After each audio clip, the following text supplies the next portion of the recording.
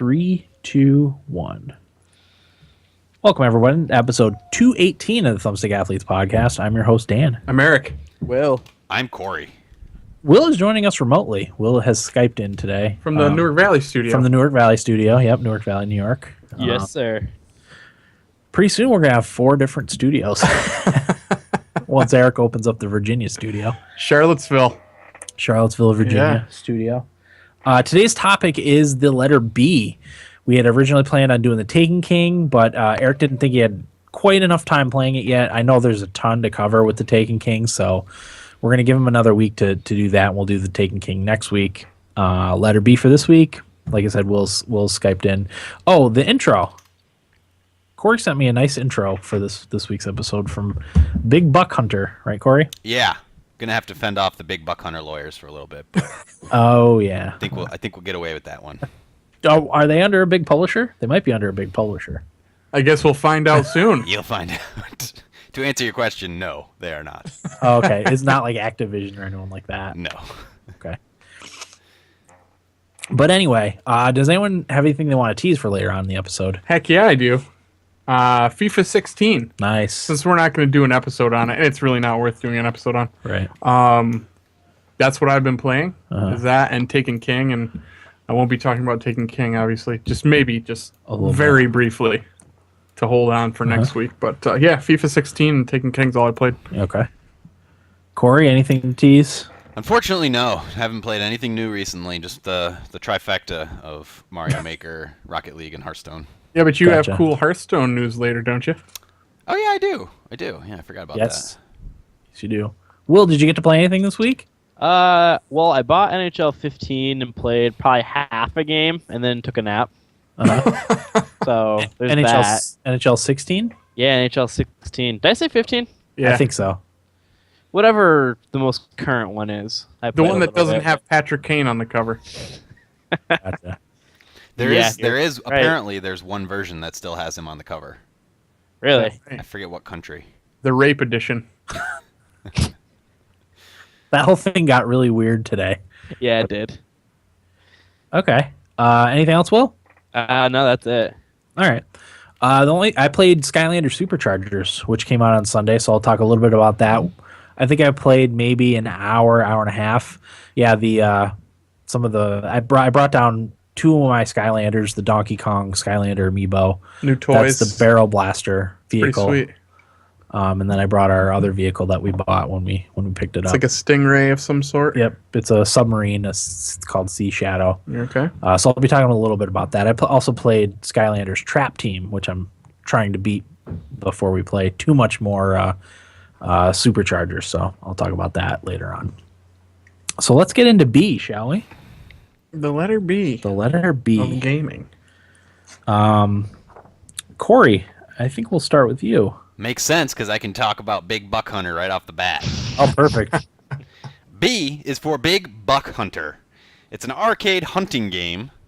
Arcade hunting game released in the year 2000 was the very first one. And the basic goal in Big Buck Hunter is to shoot up to 3 bucks before you shoot a doe. And if you shoot a doe, your turn ends early. So you gotta look and make sure you're not shooting a doe. Got to see that rack. Yeah, and you're using a physical gun. It's like the light gun kind of thing. Oh, but, those are always a blast in the arcade. in arcade cabinets. Yeah, and a lot of games do that anymore, but I like the ones that are like the submachine guns that have some heft to them when you're holding them, and you're just like, I don't know, whatever. But anyway, it's published by Dan. You brought this up. The publisher is called Raw Thrills, and I looked up their pedigree, and they pretty much just make arcade games or publish arcade games. Okay. And have been since 2001, and they are based in Skokie, Illinois. Oh, Do we have any Illinois listeners Valerie, right? yeah. that we know of? A couple in Chicago. Well, Yep. Valerie just moved, though. Well, there Derek. you go. There, that's right, yeah. I'm curious to know what Skokie, Illinois is like. If it's like a hunting town, I don't know. But it was developed by a company called Play Mechanics, which is also based in Illinois. And Play Mechanics was founded in 1995 by a former Midway game designer. Oh, Midway. Okay. Yeah. Yes, of that Midway fame. So, Big Buck Hunter is Play Mechanics' big success, and it led to what's called the Big Buck World Championship, which is a tournament was held in Chicago, I think for 3 years, with over $50,000 in prizes. Wow. And this is going a little bit back, probably before esports were too big. So we might be able to point to Big Buck Hunter as the originator. Ahead of its time. I think maybe StarCraft was before that. But in 2012, the tourney was held in New York, New York. And I don't know if they've done it since then. Wow. But did the game spawn a bunch? Yep. I'd host it. That'd be fun. Fuck yeah, well, those games are fun. Yeah. You guys want to pick up the torch and host the Big Buck World Championship tournament? Let's do it. Yeah. We'll have it in Newark Valley. That'd be all right. And get Solid turnout out there. Yeah. Great turnout. The game spawned a bunch of sequels. I will just list the subtitles of all the sequels. Shooter's Challenge, Sportsman's Paradise, Call of the Wild, Pro, Safari Pro, Open Season, World, Safari Outback, and finally, most recent, Big Buck Pro HD in 2012, which is also on the Wii. Oh, okay. Yes. There's a number of Big Buck Hunter games on iOS if you want to get your hunting kicks there. I believe I played one and it was really good. Yeah? Just tapping? Yeah. There's a few that are 99 cents, but most of them are free to play, so. Yeah, I played one, I don't know, 2-3 years ago. It was really fun. I think I remember that. Yeah. I think I remember you talking about it anyway. Yep. Okay. That's all I got for Big Buck Hunter. Big Buck Hunter. Will, what do you got? First B. My first B is Backyard Hockey 2005. Building on the success of the first Backyard Hockey title, which shipped over 500,000 units in retail in just 15 months, the 2005 edition brought a 3D experience featuring the NHL players themselves as children. The cool thing about this game is, though, whatever market it was in, they had a different cover athlete. So, for example, the Bruins had Joe Thornton on there, and the Maple Leafs had Matt Sundin from the Maple Leafs. This game was officially licensed by the NHL and National Hockey League Players Association and featured all 30 teams and 10 playable NHL pros as kids, including, as I said, Joe Thornton, Matt Sundin, Martin Brodeur, Marian Gaborik, Jaromir Jagr, who is a legend, by the way. Yeah. Indeed. For so many reasons. We can't even get into it right now. But and it also featured 3-on-3 action, and that included goalies. So, Nice. yeah, that's Backyard Hockey 2005. Has anybody ever played a backyard sports game? No, but I have a vague recollection of it when it came out. Okay. The only backyard sport I played was baseball, if I remember correctly. Uh-huh. And they were always pretty fun. Yeah, solid, like, arcadey type games. The Yeah. video that Corey's playing on the stream looks pretty cool. Yeah. I want to play this game. Yeah, I do too. We need to get a hold of this. I wonder is it on Steam? I can Doubtful. check right now. Yeah, we'll have to look into it. I bet they did the value consideration, putting that up on Steam, and they probably determined it wasn't worth it. What makes Yeah. you think that? It's got Yager in it. I see him. Yeah. I see that lettuce. It is not on Steam. Oh, okay. Yeah, well. It should be. You know? I'd buy it. Start a petition, Dan. I should. Everything should go on Steam eventually, you know? I Okay. agree. Any other thoughts on Backyard Hockey, Will? Nay. All right. Eric, first B. Bill Lambier's Combat Basketball Uh-huh. popped to mind last night. This game was released in November 1991 by Hudson Soft for the SNES system. It's like a futuristic basketball video game. And I guess this was the first basketball game on the Super Nintendo. Oh, which is really? interesting. Yeah. Yeah, so for those that don't know, Bill Lambier played for the Detroit Pistons back in the day. I think they were called the Bad Boys, Yeah. something of that nature. He was a fan of the fisticuffs. Yeah, I think he played with Rodman Uh-huh. and Joe Dumars maybe. But anyway, they were known for like being kind of rough and Yep. aggressive. So that's kind of what the game was like. The interesting thing about it was like a top-down view. I think it was 3-on-3, red team versus blue team. Really terrible controls. I looked at some of the reviews for it, and it got really, really bad reviews. Yeah. Bad controls, just like not very good all around. But somehow I remember having a lot of fun with it. I remember Bill Lambier's combat basketball. Yeah, we had it for some reason. Yeah, I probably played it at your house. Maybe. Okay, so it's not 3-on-3, judging from the video Corey showing. It must be 5-on-5. But anyway, there's like a ball, and you run around with your little men, and you basically can body check the other team. And sooner or later, somebody will not get body checked and score a basket. Yeah. But it's just, I remember having a pretty good time with it. It's basically just an arcadey basketball game version of how Bill Lambier actually played basketball. Yeah, by knocking somebody into the stands. Being very rough. Yeah. And not scoring a lot of points. Yeah. Yeah. Nice. That's it. They missed the ball. They should have had the sequel, Ron Artest Combat Basketball. Where you jump up into the bleachers and fight fans. Yeah. That was good stuff, by the way. You should call up videos for that, Corey. The Ron Ron Artest Artest incident? I was at a casino when that happened. Oh, nice. I was in Syracuse at Turning Stone Casino the night that happened playing poker. Nice. There's a TV behind me, and I was watching it as it happened. I was like, what the fuck is going on? Yeah, that's great stuff. Yeah. All right, my first B, Cliff Bleszinski. He's the founder of Boss Key Productions, who just announced Lawbreakers, actually. But he's most widely known for his time at Epic Games, where he had a major hand in the creation of Unreal Tournament franchise and Gears of War franchise. His first commercial game was a point-and-click adventure game called The Palace of Deceit, Dragon's Plight, which he created as a 17-year-old high school student.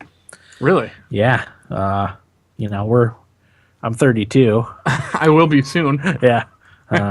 Anyway, he sent a copy to Tim Sweeney, the founder of Epic Games, who was so impressed by Cliff Bleszinski's game.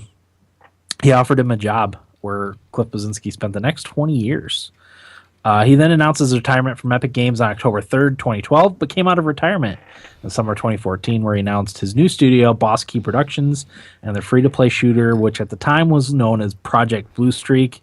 They later called Lawbreakers. So, Cliff Bleszinski, always an ambassador for games. Yep. Actually, the first time I actually heard him talk was on a podcast. It was either on Nerdist or it might have been Aisha Tyler's podcast. I think it was Nerdist. It could have been Nerdist. Very, very likable, personable guy in the games industry. So I was glad when he came out of retirement to make his game. So I listened to him fairly recently talking about, it was before his new game was announced, but he was kind of talking about what it was going to be like. Yeah. Because people weren't sure if it was going to be kind of like a Gears cover-based shooter or whatnot. Yep. But he, like you said, Dan, really nice, likable guy. Mm-hmm. He was on the, I think he was on the PC E3 thing too, if I remember correctly, talking about Project Blue Streak a little bit. So it was good stuff. Corey, next B. Next B for me is a game series called Bloody Roar. Do you guys remember Bloody Roar? Rings a bell. So well, it's I think Eric had it. But anyway, go ahead, Corey. It's a fighting game franchise that, when I first saw it, I'm like, I don't think I've ever heard of that. But after watching some gameplay footage of it, I'm vaguely familiar with it. Developed by Hudson Soft, which has made a lot of games, but they're best known for the Bomberman series. Bill Lambier. There you go. Yeah. Another one. They made a lot of older games. And also, Aiding was another one of the developers who did Monster Hunter 3 Ultimate with Capcom and some other stuff. The first Bloody Roar was called Beasterizer in Japan, and it came out in 1997 in arcades, but when it came to the United States is when they renamed it Bloody Roar. Or no, I'm sorry. When it came to PlayStation is when they renamed it to Bloody Roar in 1998. Maybe Graham had that. Someone had it. My friends I'm looking at it, Dan, and it's not ringing a bell for me. Yeah. Only the name. It must have been Graham that had it. That looks like a Graham kind of game. Yeah. Absolutely. And the one, like, he'd really piss you off because he knew the exploits kind of thing. Well, he had the moveset remembered for at least 5 of the characters. Absolutely. And then would laugh at you after he beat you over and over again. Yeah. If you're interested in this Graham character, check out our Man, the Myth, the Legend episode early days. It was episode 13, I think. He's a little hard to hear in it too because he talks very quietly and he sits like really far back from the microphone. I kept motioning to him to like move closer to the microphone. He would for a second and then he'd sit back up. But anyway.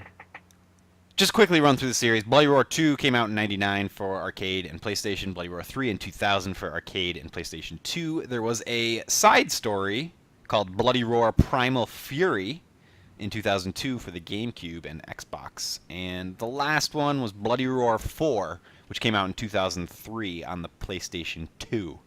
The main gist of the Bloody Roar franchise is the idea of anthropomorphism, where the playable characters can transform into half-human, half-animals, which are also called zoanthropes. It's kind of like a lycanthrope, except not werewolves, just any kind of animal. Right. And what made that interesting in the context of the game is that the zoanthropes, once you transformed, you had a totally different set of abilities. And you sort of changed on the fly after you filled up your beast gauge, and then you went back and forth between your beast and your character. Were the early ones kind of claymation looking? Just bad graphics. Just bad. I mean, not bad, but just PlayStation 1 graphics. Dated. Yeah, dated now, but I'm sure at the time it looked pretty good. Yeah. Okay. And the Thailand Corporation is the bad guy in the game. The story is that they use zoanthropes as mind-controlled weapons. So I don't know, but I assume the zoanthropes are fighting up against the Thailand Corporation, and that's the gist of the Bloody Roar series. Nice. Yeah. All right. Bill, next B. My next one is BioShock. There are 3 games in the main series. There's BioShock 1, which came out in 2007. There's BioShock 2, and then BioShock Infinite, which was both mine and Corey's Game of the Year in 2013, I believe. Yeah. So it's a first-person shooter game developed by Irrational Games, and the first one was made under 2K Boston and 2K Australia, and is designed by Ken Levine. The first game of the series was released for Windows and Xbox 360 of August 21st of 2007. The second one I didn't get when it came out. I think it was 2010.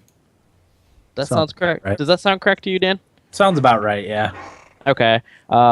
Which the big thing about this is it'll be for my nibble bit later, is that some site might have leaked that they are being remade for the new consoles.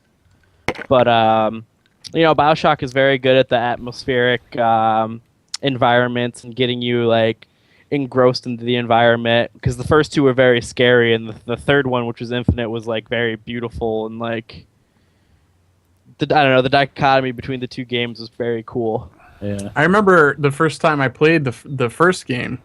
It was after you guys had all played it, and I had to actually turn it off because I'm such a pussy. It is scary. At the first part, like all the noises and the music and like the creepy laughing that was going on was scaring the shit out of me. Yeah. Yeah, because when you enter Rapture for the first time, you got that guy who was trying to kill you right away, and you didn't have a weapon. Yep. It was scary. Yeah, great. Like you said, though, great atmospheres in those games, and I am hoping that they do that remastered collection. Yeah, it'd be amazing to play them all again on the PlayStation. Well, guys, they did put the first one out on iOS, right? Yeah. Sure. No, Sure. I just it just doesn't control very well. No. It's touchscreen. It's terrible. Yeah. Anyway. Yeah, that's all I got. If I can throw in a plug here for the BioShock book titled Rapture, I highly recommend it. It's really good. Oh yeah, I put that on my Amazon wish list. Yeah. On your recommendation, Corey. Gives you a really good idea of the backstory. Yeah. Sort of humanizes, what's his name? Andrew Ryan? Andrew Ryan, yeah. Yeah. Huh. Yeah, BioShock 2 was my least favorite of the series by far. I skipped that one because you told me to. Yeah. Mechanically it's solid, but I didn't care for the story nearly as much as 1 and Infinite. Mm-hmm. I came pretty close to beating the first one, and I just never did. Yeah. I was like damn close to the end of it. Yeah. But I beat Infinite. It was a great game. Yeah. I keep meaning to go back to the first one and play it again, but it's one of those things like it's like 12 hours maybe, and I'm like, it's 12 hours I could be spending trying to beat something I've already started. Are there mods? I don't know, actually. I don't have think Steam. so. Because I booted it up not too long ago, and I thought it looked a little old. Yeah. I mean, it was an early Xbox 360 release. So, there might be like Nexus mods. I don't know if there's any any, and I don't think there's any in Steam, but Yeah. good stuff. BioShock. All right, Eric. Number 2. Number 2 for me, Bloodborne. Bloodborne. Easily one of my favorite games this year, if not ever. Bloodborne is developed by From Software, the good folks that brought us Dark Souls. Published by Sony Computer Entertainment exclusively for the PS4 platform. Came out March 24th of this year. And I was interested to see what the Metacritic scores were for it, so I looked that up. The Meta score was 92, and the user score was 8.6. Oh. So very well received, obviously. It's usually the other way around. Yeah. It's usually fans like it a little bit more than critics. Well, I think this one, the biggest thing is fans of the Dark Souls and Demon Souls series. You're always going to have those critical people who are like, oh, this is too fast, or whatever the case is. You change something slightly and it's going to piss somebody off. Right. So but when you take that into account, for it to still have an 8.6 is pretty good. That is pretty good. I feel like. Yeah. Brief description of the game: Bloodborne follows the player character, the Hunter, through the fictional, decrepit Gothic city of Yharnam, whose inhabitants have been afflicted with an abnormal blood-borne disease. Hence Bloodborne. I never connected those dots. Honest, it didn't ring a bell with me until I read this either.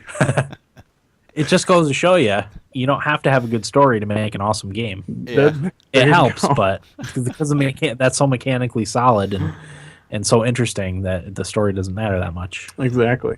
So as you play the Hunter, you wake up in Yharnam and just kind of go from there to explore all of the different areas that the game has to offer.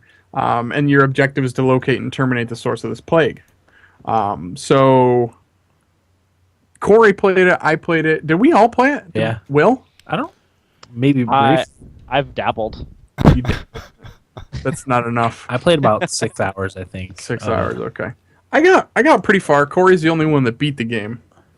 Did. Good for you, Corey. Oh god. Couldn't stop. One of your favorite games this year, Corey? Absolutely. Yeah, I think it's fantastic. The atmospheres are just so fucking amazing. Yeah. I know I talk about that every time we bring this game up. Really excited for the DLC. Yeah. Coming out November 24th of this year. It's called The Old Hunters. It's going to be in a new setting, and it's going to have some new weapons. I highly recommend watching the trailer for that, the DLC pack, because it looks amazing. Mm-hmm. As beautiful as the worlds were in just actual Bloodborne itself, the DLC stuff looks so good. There's like this staircase that you see the hunter going up at one point in the trailer for it, and it looks amazing. I keep meaning to watch the trailer for that, and that's another thing that I keep forgetting to do. Maybe during the break I'll pull it up Okay. here. And one of the weapons looks fucking ridiculous. It's got like 2 saw blades that connect together. You know how you can make a big weapon, extend it with your smaller weapon? I don't know if it's a sword or what, you stick into the pair of saws, and it becomes this big like buzzsaw thing. That's awesome. Oh god, it looks so good. Nice. Yep. But I'm probably not gonna be able to play the DLC. I'm sure we could figure it out so I could, but right. by the time that happens, by the time that happens though, it'll be Dark Souls 3 time. So no, probably just hold off. Bachelor party, maybe. Oh yeah. Maybe. I mean, I'd sit and watch. It won't be out then. Yeah. When's it come out? Late October. November. Yeah. Shit. Whatever. But anyway, play Bloodborne if you haven't. Yeah. So good. It's good stuff. That's it. All right. Next on my list is the Blood Bowl series. Now, Blood Bowl is a strategic fantasy football game set in an alternate Warhammer setting. There's an actual board game for this game too.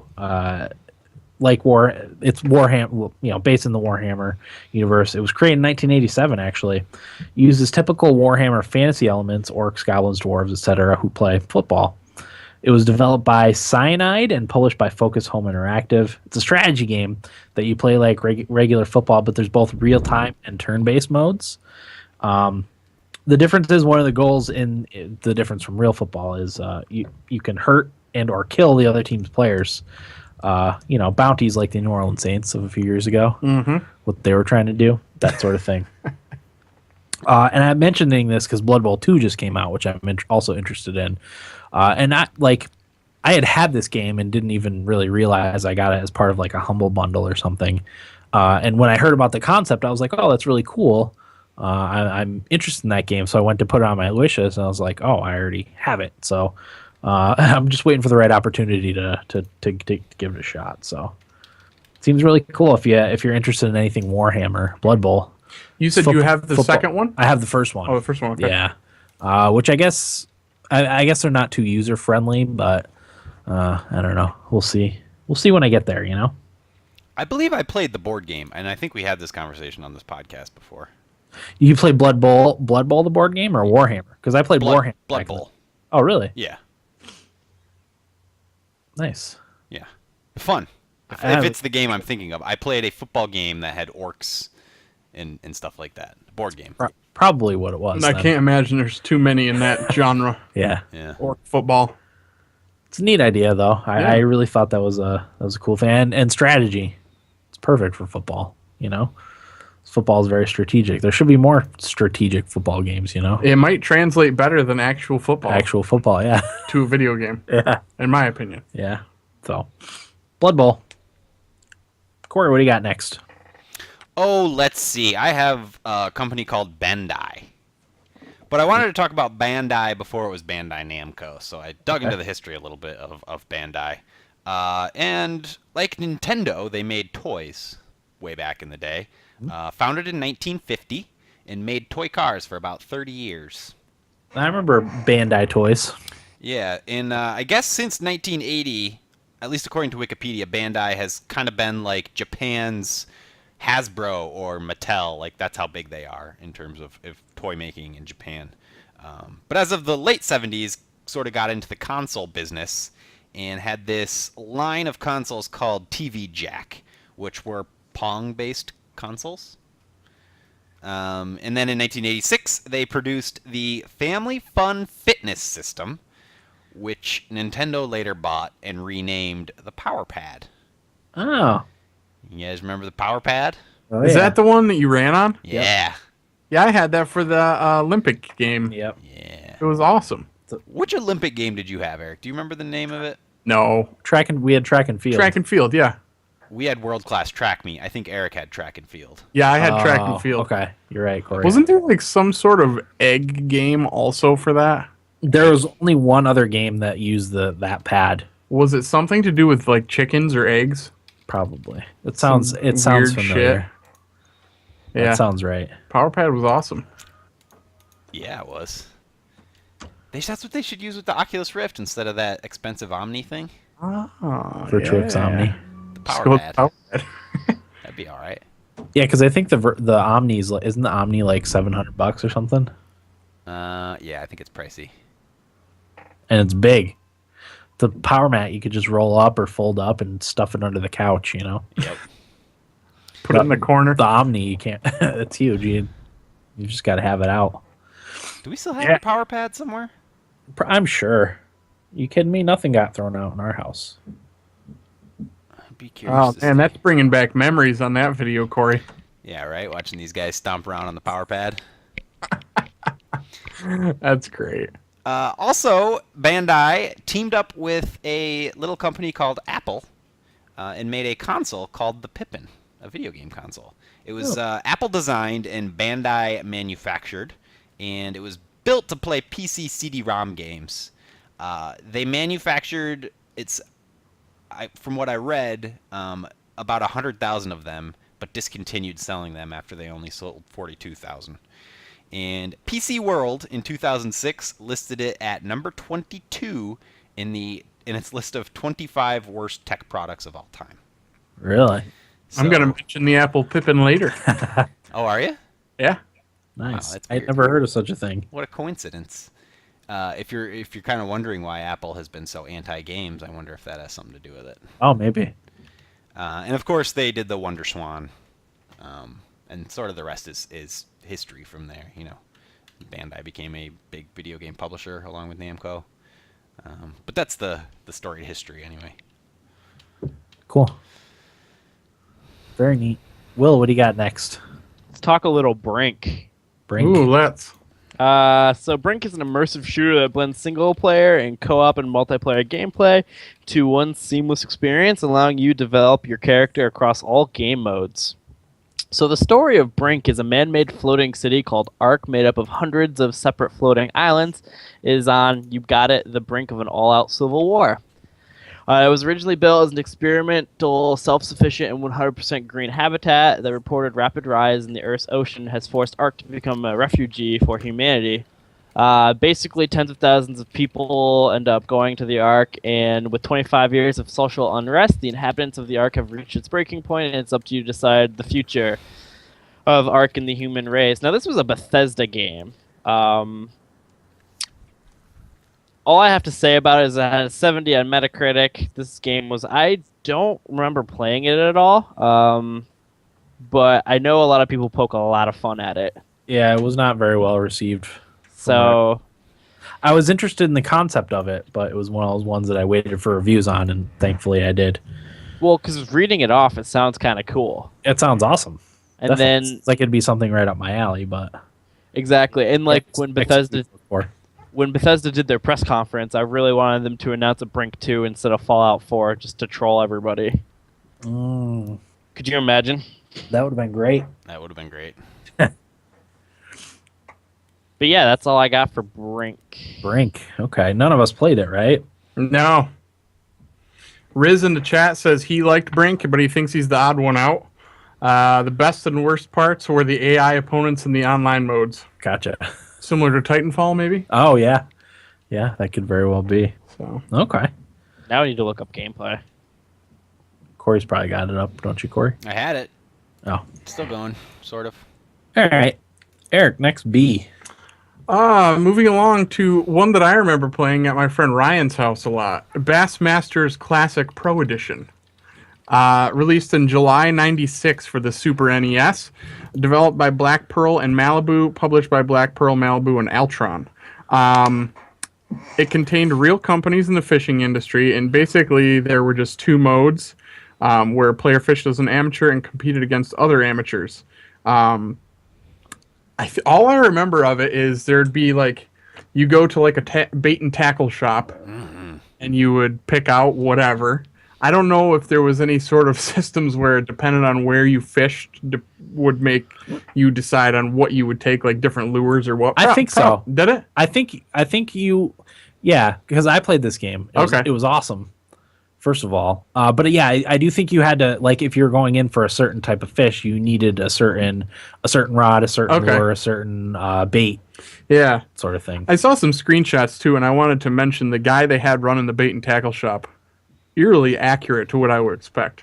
Really good. To someone that would actually run a bait and tackle shop. Yeah, so check that out. But yeah, anyway, you'd go to the bait and tackle shop, get prepared, then you'd have like a top-down view of your boat in a lake, and you would just kind of fish or drive it around until you found a spot. Do I remember there being like a what are those called? A fish indicator? Yeah. Depth like finder. The radar type of thing, sonar. There's a name for them. Yeah. I don't know what it is. Fish finder. Fish finder. Duh. So I think there was a fish finder, and if that started beeping or whatever, you'd stop there, drop your line, and then it would switch to like an underwater side-scrolling view of like you'd expect to see in like an aquarium or something. And then from there you would just catch fish and catch the biggest ones you could for prizes. That was a great game. It was really really a fun game. I remember playing a shit ton of it at Ryan's house growing up. One of my fondest video game memories is in this game, and it's when I caught the legendary fish. Do you guys remember that? No. There's like a hidden legendary fish and I forget, it's only in one specific spot, and you have to do these specific things to get it. And it was before the age of the internet, or at least before the internet was huge. And I somehow caught the legendary fish, and it was just such a rewarding feeling. I remember reading a lot about that game in Nintendo Power. Like they had a tips for Bass Pro Masters or whatever. Maybe that's what I did then. Maybe I was reading about it in Nintendo Power. Yeah, and I think we rented that game a couple times. Mm-hmm. Probably not a lot of other people had interest in Bass Pro, whatever. So I think we rented it over the course of a couple weeks, we'd return it for a few days, and then whatever, save up $3 for a three day rental or whatever it was at the time, and rent it. But yeah, I think we that's how I remember like learning about the game was in Nintendo Power. Yep. So That's it. Addicting. Bassmasters. good old Nintendo Power. Yeah, it is. It's one of those kind of mindless, addicting games. Like a mobile game. Yeah, it really kind of is a mobile game. Well, wasn't there a recent fishing mobile game? Yeah, there was. That was supposed to be really good. It was. I played it. Oh, shit. Intelligent. Didn't it start with an I? Something. Fisher. No. And. I don't remember. It's not going to come to me, but it was good. Yeah. Okay. Next on my list, Bethesda Softworks. Ridiculous Fishing. Sorry. What's that? Ridiculous Fishing. Ridiculous Fishing. Yep, that's what it was. Founded in 1986 in Bethesda, Maryland. Bethesda Softworks is credited with creating the first physics-based sports sim called Gridiron in the early or mid 80s, late 80s. In 2001, Bethesda became a publisher only and split Bethesda Game Studios into the development arm of Bethesda. In 2004, the Fallout franchise was purchased from Interplay, and Bethesda Game Studios took over production of Fallout 3. In 2009, Bethesda's parent company ZeniMax purchased id, whose games would now be published by Bethesda. Some subsidiaries of Bethesda include Arcane Studios, who developed Dishonored, Battlecry Studios, who are developing Battlecry, Bethesda Game Studios, which is obviously the developer for Elder Scrolls and Fallout, id Software, who was the developer of Wolfenstein, Rage, Doom, and Quake series games, Machine Games, who was the developer for Wolfenstein, the modern Wolfenstein, Tango Gameworks, who did The Evil Within, and then ZeniMax Online Studios, who did Elder Scrolls Online. So that's Bethesda. Any other thoughts on Bethesda? Not familiar with them. Nah, they're a small player. Mm-hmm. There wasn't actually a lot of interesting information on Bethesda that I could dig up. They probably prefer it that way. Yeah, not like BioWare. BioWare's my next one. That's a lot more interesting. But Bethesda. Yeah. Never released anything good. no, Do you remember playing Morrowind for the first time, Dan? yeah, I hated it How could you hate it? the very first time because there was too much. Like I wasn't used to that type of game where you could just go wherever you wanted and do whatever you wanted. Morrowind was the first RPG I really got into. Yeah, it was the first time I played it. I got it for PC, and I really didn't like it because I had no idea what to do. But then, like, I was reading about it or something on the internet, and it came out for the Xbox, and I bought it for the Xbox, and I just like spent 2,000 hours playing it probably, and I liked it so much that when I think I had gotten rid of my Xbox, maybe. I bought it for PC and then modded the crap out of it and played it for another 500 hours or whatever on PC. I remember buying it for PC. Did we live in the same house at that time? Well, I mean, I bought it for PC and then I bought it later, like a Game of the Year edition type of thing. So I might have been out of the house when you wanted to buy it. But I did have it like when it first came out for the computer. Okay. Interesting. Or shortly after it first came out. I just remember playing it for the first time and being like, wow, this is a single player EverQuest and it's awesome. Yeah, it was an incredible game. Yeah, I remember like getting, you get dropped off in Seyda and like I had no idea what to do. And it was just overwhelming for me at that point. Dan, you had to find Caius Cassades. Well, I know, but I mean Whatever after his name that, was. like I had no idea where to go, what to do, and I didn't play it until it came out on Xbox. Yeah. I don't know. Magical for me. Yep. It was a beautiful game. Agreed. I wish they would get to work on because they keep trying to put it into other game engines. Like for a while they were working on putting it into the Oblivion game engine. Now they're working on putting it, I think it's called Skywind, that they're putting it into the Skyrim engine. So hopefully they get that done and we can actually play it. But I don't think they're coming out with another Elder Scrolls for a while. So Hammerfall. safe. Hammerfall. I think that's what they trademarked or something like that. Nice. I could be completely off with that, but I saw that rumor. Yeah. Okay. All right. Corey, what do you got next? Big the Cat. Before I say what it is, does anybody know what Big the Cat is? Did I play that recently? cat. Did that come out recently? No. It's a character. I vaguely remember the name. All right, I had no idea, but I It thought rings a bell. Yeah, it's the fat, simple-minded purple cat from the Thonic universe. Did a game with that cat come out fairly recently? I don't think so. Hmm. In my research, I did read that they were talking about creating a Big the Cat game. So that could have been outdated, and maybe they did. I don't know. It's probably awesome. But anyway, Big the Cat was first introduced in Thonic Adventure 99 in the U.S. Big the Cat is 18 years old and lives in the jungle. He is 6'6" and weighs 616 pounds, according to SonicRetro.org. I read on Wikipedia that he's 6'9" and weighs 617 pounds. So I'm not sure where the discrepancy occurs It's there. oddly specific, though. Right? Isn't that weird? Yeah. So I don't know. For Somewhere a game that came out in 1999. Somebody's full of shit here. Somebody's full of shit. And I went with the Sonic Retro website because to me that seemed like a website that was more difficult to edit. So maybe somebody just went into Wikipedia and thought they were silly and changed the numbers around. I don't know. Yeah. I don't know who would do that. That's super silly. Hey, there's some silly stuff on Wikipedia. Years ago, I was with some friends in school, and we, for whatever reason, went to the Chaucer website and wrote Chaucer was an asshole in the first line. And like 3 years later, it was still there. Nice. But anyway, Big the Cat is often seen fishing. He is apparently not a fan favorite. I guess the justification for that is because he is one-dimensional and also not very useful. He also has apparently appeared on several worst video game characters of all time lists. Aw. And they decided to remove him from Thonic games after 2012. He's made cameos since, and like I mentioned before, they have not ruled out the possibility of a game that focuses on Big the Cat, but he's sort of been blacklisted. Okay. That's Sorry, tragic. Big. Interesting. I like that one, Corey. Yeah, whatever. All right. Will, what do you got?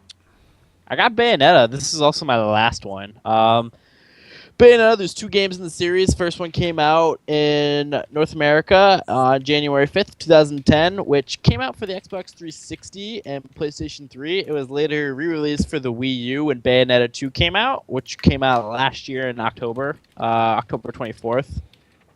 So Bayonetta is a single-player, third-person 3D action game. Its combat system is similar to that of Devil May Cry. The player controls a witch named Bayonetta and uses both melee and long-range attacks, complex combo strings, and multiple weapons, and is encouraged to explore ways to dispatch angelic and demonic enemies with as much flair as possible. Now, I never played this, but I believe you 3 have. Have all of you? No, just me and Eric. Okay, so just Dan and Eric. Now, you both played both of them, and you both agree that the second one's way better, right? Oh, it's way better. It's not even close for me. Okay. I'm sorry, what was it again? The Bayonetta 2 was better than Bayonetta 1. Yeah, I did not like Bayonetta 1. Yeah, I liked it, but it not even close to Bayonetta 2. Bayonetta 2 is far superior, in my opinion. Yeah, Bayonetta 2 was fantastic. Was Bayonetta 1 just sort of the same thing over and over again? It was drab. You know what bothered me the most was the just drab look of it. Okay. I don't know, and that doesn't usually bother me, but I could knock it over just like how it was just brown. Everything was brown and looked the same, and I don't know. Uninspired environments. Yeah, I just couldn't get into it. Bayonetta 2 is a must-have for a Wii U owner. Yeah. Okay. That's what I think Corey should play. I think Corey would really get into I think Corey Bayonetta would 2. really like that game. We don't often say that. No. I think he'd hate it. Who knows what Corey would do? Right. It's true. Wild card. Only one way to find out. Wild card, bitches. Okay. That's Bayonetta. Yeah, Bayonetta 2 was fantastic. Definitely something I need to play. Yep. You got a lot you need to play, Will. Oh, it's piling up at this point. Splatoon. You got to play Metal Gear. Metal Gear. Fallout's coming. Who knows if I'll play that. You'll play Fallout. Oh, That's the thing. I've already got a plan ready for it. Yeah, that's your thing. We should talk about this more later, but let's chat about that system link thing before tonight's over. Oh, for the NHL game? And Fallout, I'm getting it digitally. Okay, sounds good. Wait, does that mean I can cancel my pre-order for the PlayStation 4? I'm getting it for Xbox One. What? Yeah, it comes with Fallout 3 if you buy it on Xbox One. You dirty. That's all right. We'll talk about it later. Sure. Okay, so Bayonetta. Eric, what do you got? Next on my list, Daniel, this is a big one. Big for this year, too. The Battlefront series. Mm-hmm. Now, we decided it was okay to go with Battlefront, even though it's Star Wars Battlefront. Yeah. Because most people know it as Battlefront, yeah. And I only focused on the console versions because those are really the only ones I care about, and this is our podcast, damn it. Mm-hmm. Yes, the first Battlefront came out September 21st, 2004 for Windows, PlayStation 2, and Xbox. Developed by Pandemic Studios, published by LucasArts. It coincided with the release of the Star Wars Trilogy DVD set, which was kind of cool. I'm going to focus more on the gameplay of the one that's coming out soon. Yeah. Okay. So Battlefront 2, same developer, same publisher, same platforms, but add the PSP onto that. That came out the following year, November 1st of 2005. And from what I gathered, unlike its predecessor, Battlefront 2 features a more narrative campaign, which maybe is why people are upset about the lack of campaign in the new one. Uh-huh. But I guess it retold parts of a Star Wars story from the point of view of a veteran Imperial stormtrooper. I do not remember this. I don't remember the story in Battlefront 2 either. Yeah. I just remember playing the There's battle. a story? I don't know, apparently. But there were additions to the second one that were not in the first one, such as Battlefront included the use of Jedi, additional game modes like Hero Assault, and objective-based space battles. So that was a big jump from 1 to 2. I feel like I played that on GameCube. I thought so too, but it wasn't on the list. Will, do you remember? Maybe I was wrong. I thought I played it on a Nintendo system. I swear. GameCube. I played the Battlefront on Xbox. Okay. I swear I had it for GameCube. I must be thinking of another Star Wars game. We'll look during the break, but that's what I found. Okay. We probably just misremember it, you know? Could very well be the case. It happens a lot, so. And this year's version, the Battlefront 2015 reboot, if you will, developed by EA Digital Illusions, publisher Electronic Arts, for Windows, PS4, and Xbox One, coming out November 17th, very soon, the week after Fallout 4. Yeah, damn it. It's probably good there's no campaign. Yeah, because that's one you can bounce in and out of and stuff. Don't need it. Need it. So anyway, Star Wars Battlefront as a series. Action shooter, you can either do first person or third person, which you can switch in and out of at any time. So players are going to traverse planets from the Star Wars universe, such as Endor, Hoth, Tatooine, and the newly introduced planet of Sullust. You guys know anything about Sullust? Sullustans are from Sullust. Okay. What's cool about them? The Sullustans are. Do you remember in No, Return of the Jedi? I don't. The guy that flew the Millennium Falcon. Maybe I do. What was his name? With the mask. I don't remember. Nien Noob. Nien Nub. Mm-mm. They look like they're little people with like a mask. Okay. It looks like they have a mask on their face. That's a Sullustan. Okay. I'm pretty sure. So there's going to be air and land-based vehicles, which we've seen. Yeah. Both look really amazing. The battles are all going to be planet-based, so that's going to be interesting. I'm really excited to battle on Hoth, personally. Same with Will. I am a sucker for a good winter setting. Yeah. Yeah, really looking forward to that.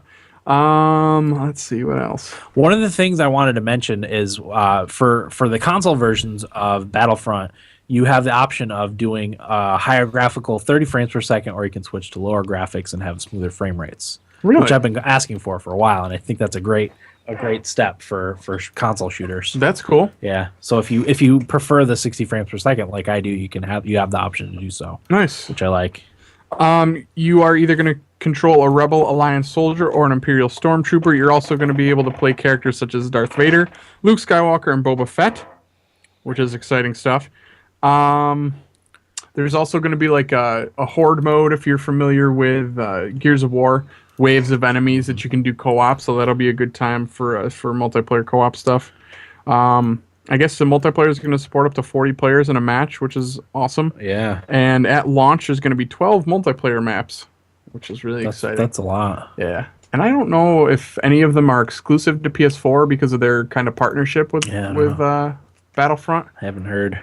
But really looking forward to that game. Definitely. I think it looks awesome. The space combat looks so good. Yeah. So good. Are we all getting that? I think so. Yeah, I think so. Corey? Who's getting it on Steam? It's not on Steam. It's going to be on Origin. Who's getting it on Origin? I'm getting it on Origin.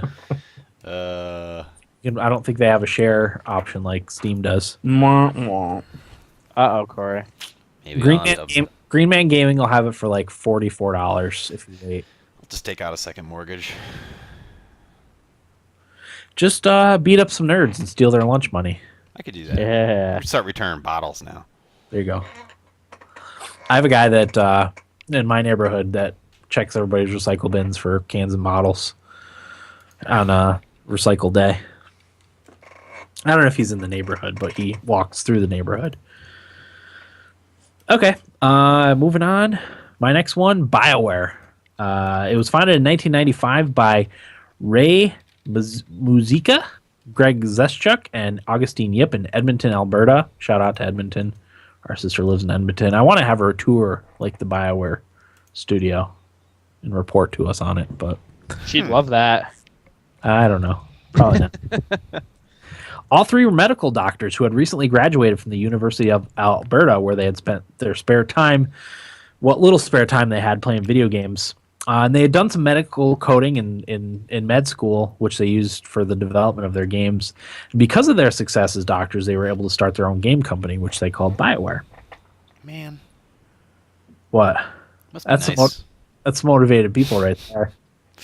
I wish I had enough money that I could just say, no experience, just say, I'm going to start a game studio. Start a game company, yeah. For the first game, they created a MechWarrior type game called Shattered Steel, for which they pulled $100,000 of their own money to help create. And they submitted it to 10 different publishers, 7 of which made BioWare an offer to publish their game. They eventually signed a deal with Interplay Entertainment. You remember Interplay, Corey? Oh, yeah. Yeah, I played a few of I've heard of Interplay's games. Sounds familiar. Because of the studio's interest in both BioWare, in both pen and paper and digital RPGs, BioWare decided its next game would be an RPG, so they developed Battleground Infinity, which Interplay said would fit nicely into the Dungeons and Dragons rule set. So BioWare reworked the game, and it became Baldur's Gate. Yeah. Good stuff. Yep. Yeah, I didn't realize that was an addition later. It was a different game at first. BioWare went on to develop many classics, including Icewind Dale, Baldur's Gate 2, Jade Empire, Knights of the Old Republic, the Mass Effect series, and Star Wars The Old Republic. Bard's Tale. Bard's Tale. Yeah, I mean, they've got a few minor games in there, too. Bard's Tale is a cult classic, kind of, you know. In 2012, the remaining founders, Greg Zeschuk and Ray Muzica, announced their retirement from game development. Muzica now mentors, I don't know if I'm saying that right, but whatever, I'll own it. Muzica now mentors entrepreneurs in technology, new media, medical innovation, and social entrepreneurship. In 2013, he was given a Lifetime Achievement Award at the Game Developers Choice Awards. Zeschuk left BioWare to pursue his passion for craft beers and produces a web-based TV show called The Beer Diaries. Zeschuk also received a Lifetime Achievement Award. I'd probably take Zeschuk's approach to life. It's just get balls deep in the craft beer industry, you know? I just can't get into beer. It's the life there. Really? Can't. I love beer. I try and I try and I try. You guys want to open a brewery? Yes. Yes. Let's do it. Much as I don't like beer, I'd love to open a brewery. Let's do it. All right. We'll talk about off air too. Thumbstick Athletes Brewery. I actually saw, speaking of, little off topic, but I used to spend a lot of time on the home brewing subreddit, and somebody developed or crafted a line of beers based on video game stuff. Nice. Anything interesting in there? There was like a Legend of Zelda beer, but they came up with all the I think the person was a graphic designer or something too, so they came up with all the labels and stuff. It was really cool.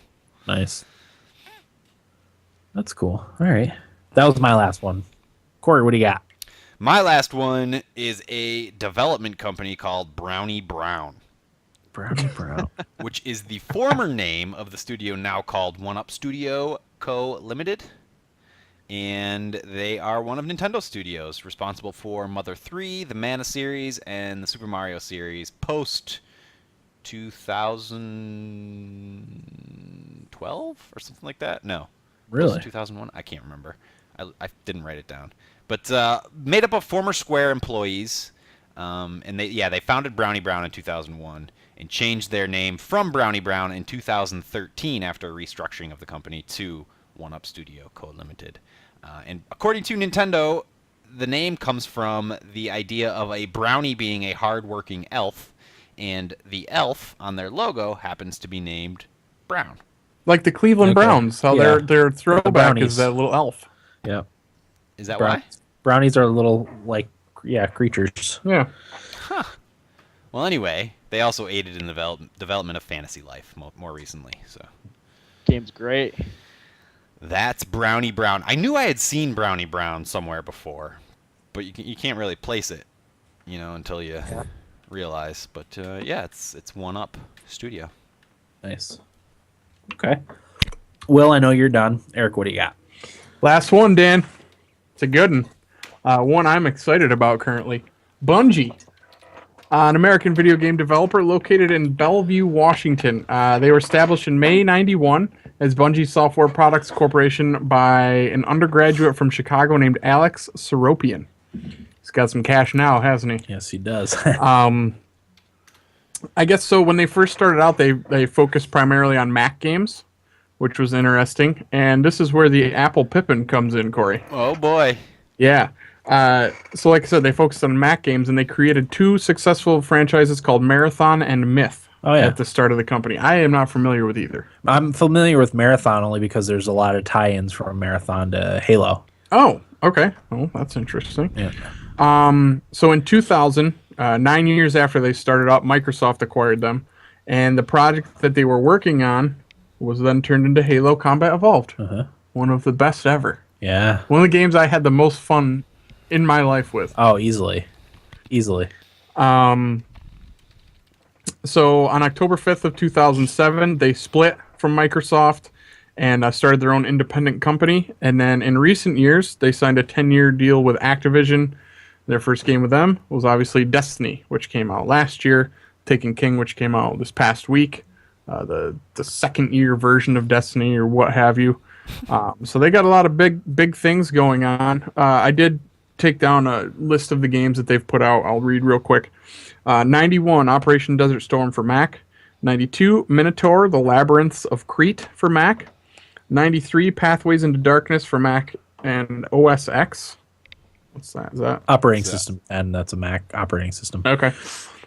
Marathon came out in 94 for Mac and the Apple Pippin. Marathon 2 Durandal came out in 1995 for Mac, Windows, and Apple Pippin. Marathon Infinity came out for Mac in 96. Myth the Fallen Lords in 97 for Mac and Windows. Myth 2 Soul Blader in 98 for Mac and Windows. Oni, have you guys ever played Oni? No, I've always wanted to. Okay, they did that one also. That came out in 2001 for Mac, Windows, and PS2. That's one I've always been interested in. And I don't know why. I don't know either. It's just the artwork too. Yeah. I think looks really cool in it. It's got an interesting little name too. Also in 2001 is when Halo Combat Evolved came out for Xbox, Windows, and Mac. Well, they didn't all come out in 01, I don't believe. Halo 2 in 2004, Halo 3 in 07, Halo 3 ODST in 09, Halo Reach in 2010, and as I said, Destiny last year, and Taken King this year. So pretty good pedigree there for Bungie. Yeah, I feel like the Marathon games you could get on like GOG now, or maybe even Steam. I know they were re-released, and I had the opportunity to play one. Maybe it was a browser-based, I don't know. But yeah, I've always wanted to play those because they were kind of the start of Halo, I guess. So I wonder what they're like. A lot of the same ideas in there. So, okay. Looks like Wolfenstein 3D. Oh, really? Yep. That's what it looks like. Okay. Yep. Corey, do you have anything else? No. Do we have any honorable mentions? I almost did browser-based. as a browser genre. based. Oh, there you go. I've got a couple. I had wanted to cover Brutal Legend, but I just ran out of time. That's the Double Fine kind of action rock and roll game. But We had a couple in the sorry. Go ahead. We had a couple in the suggestions in the chat. What you got? Dave in Boston suggested Blades of Steel early. Ooh. Yeah, Blades I of was Steel. shocked that none of you did that one. I didn't even never crossed my mind. I thought for sure you guys were going to do it, so I didn't even offer it up.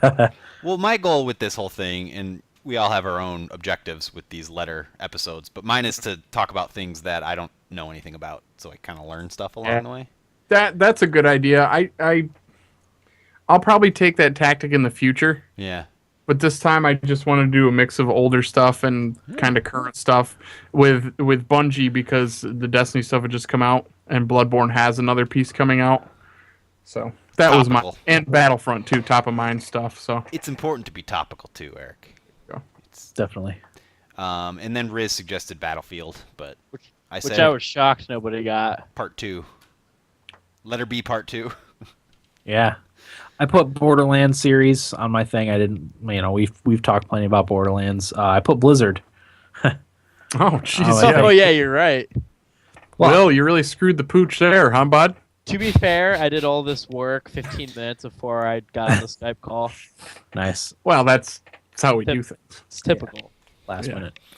And then I put Bohemia Interactive, which does Arma series games. Oh, okay. So, well, like as Corey has stated in the chat, once we get through Z, we'll just start over. We'll start over, yeah. We'll hit on topics that we didn't cover before. Exactly. Okay. Well, we'll take a quick break and be back with Nibblebits and our weeks in just a moment. Okay. Sorry to be texting that whole time. My mom's Oh, that's fine. fucking dog. We're gonna have to take her dog. Bad dog? I mean, it is kind of a pain in the ass, but it needs somebody who can like control it and make it behave. And she's just too old. So yeah. Christy's parents are gonna take her for now, and then we'll probably take her when we move. I hear you. God damn it! Just another thing, you know. I hear you. I'm gonna tinkle. I gotta tinkle too. Is that marathon? Yes. Dumb game. I tweeted my Mario Milbury episode at Greg Wyshynski. Oh yeah? He didn't say anything. Prick. I figured he'd love that. He's a nerd. They're too busy arguing over Patrick Kane right now. Yeah, that's true. That's the big story. Oh, they're arguing about it? Jeff Merrick and Wyshynski went at it the last episode. Really? Yeah. Merrick thinks he should be able to be in training camp. Wyshynski does not think he should be at training camp. What do you guys think? Should be at training camp. Yeah, absolutely. I agree. Although what happened today was pretty crazy. Yeah. I don't think they should have had a press conference. I think that was stupid. Do you know what I think it is? I think this proves Patrick Kane's innocent. Why? Because do you think that Patrick Kane, everybody, the attorney, would be stupid enough to take the evidence bag and then leave it there? Yeah, that's a good point. And like Patrick Kane's lawyer said, is the only one that benefits from this. Like, doing that only hurts Patrick Kane. Like, why would they have no reason to do that? Yeah, because they said the lawyer for the defendant or the victim, whatever, said that there was no DNA found of Patrick Kane. Below the waist. Below, yeah. So apparently they found his DNA like on her shoulders or something like that. Oh. Which can be from just, top, touching. Huh? Yeah. What a guy. Yeah. Kane. So. I don't know. I don't think he's, I don't know whether he's innocent or guilty, but I think he should definitely be at training camp because he hasn't been charged with anything. And exactly. Yes, it's kind of a distraction, which is all the more reason not to have a press conference about it because that went horribly.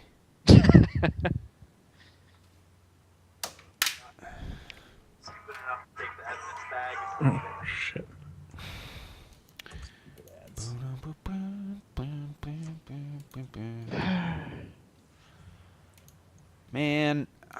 headache. Shorthander. That was 5-hole. nice. I'll be right back.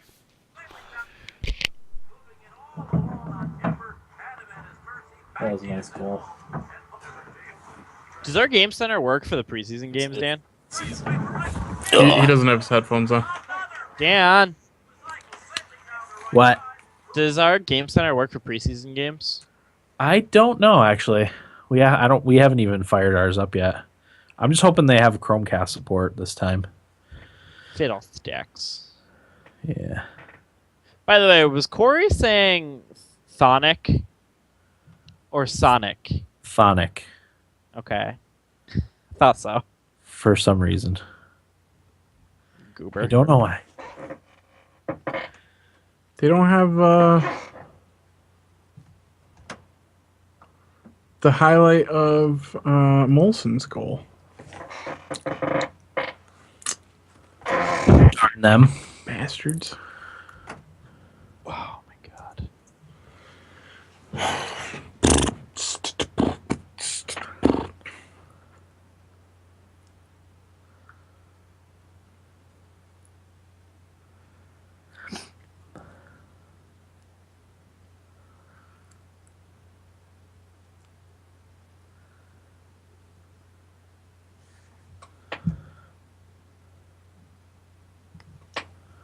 Will, did you download the new iPhone update? I did. You like it? Yeah. I do too. Not.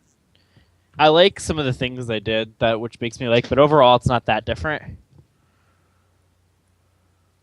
Like everything looks clean. Every update they do, they make it look cleaner, which is nice. Yeah.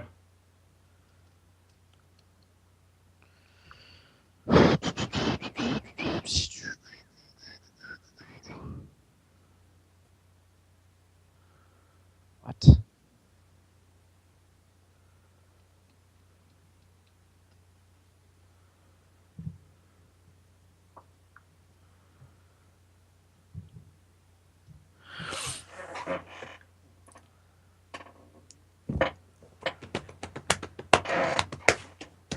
Corey pooping. Must be deucing it. Dropping a deuce.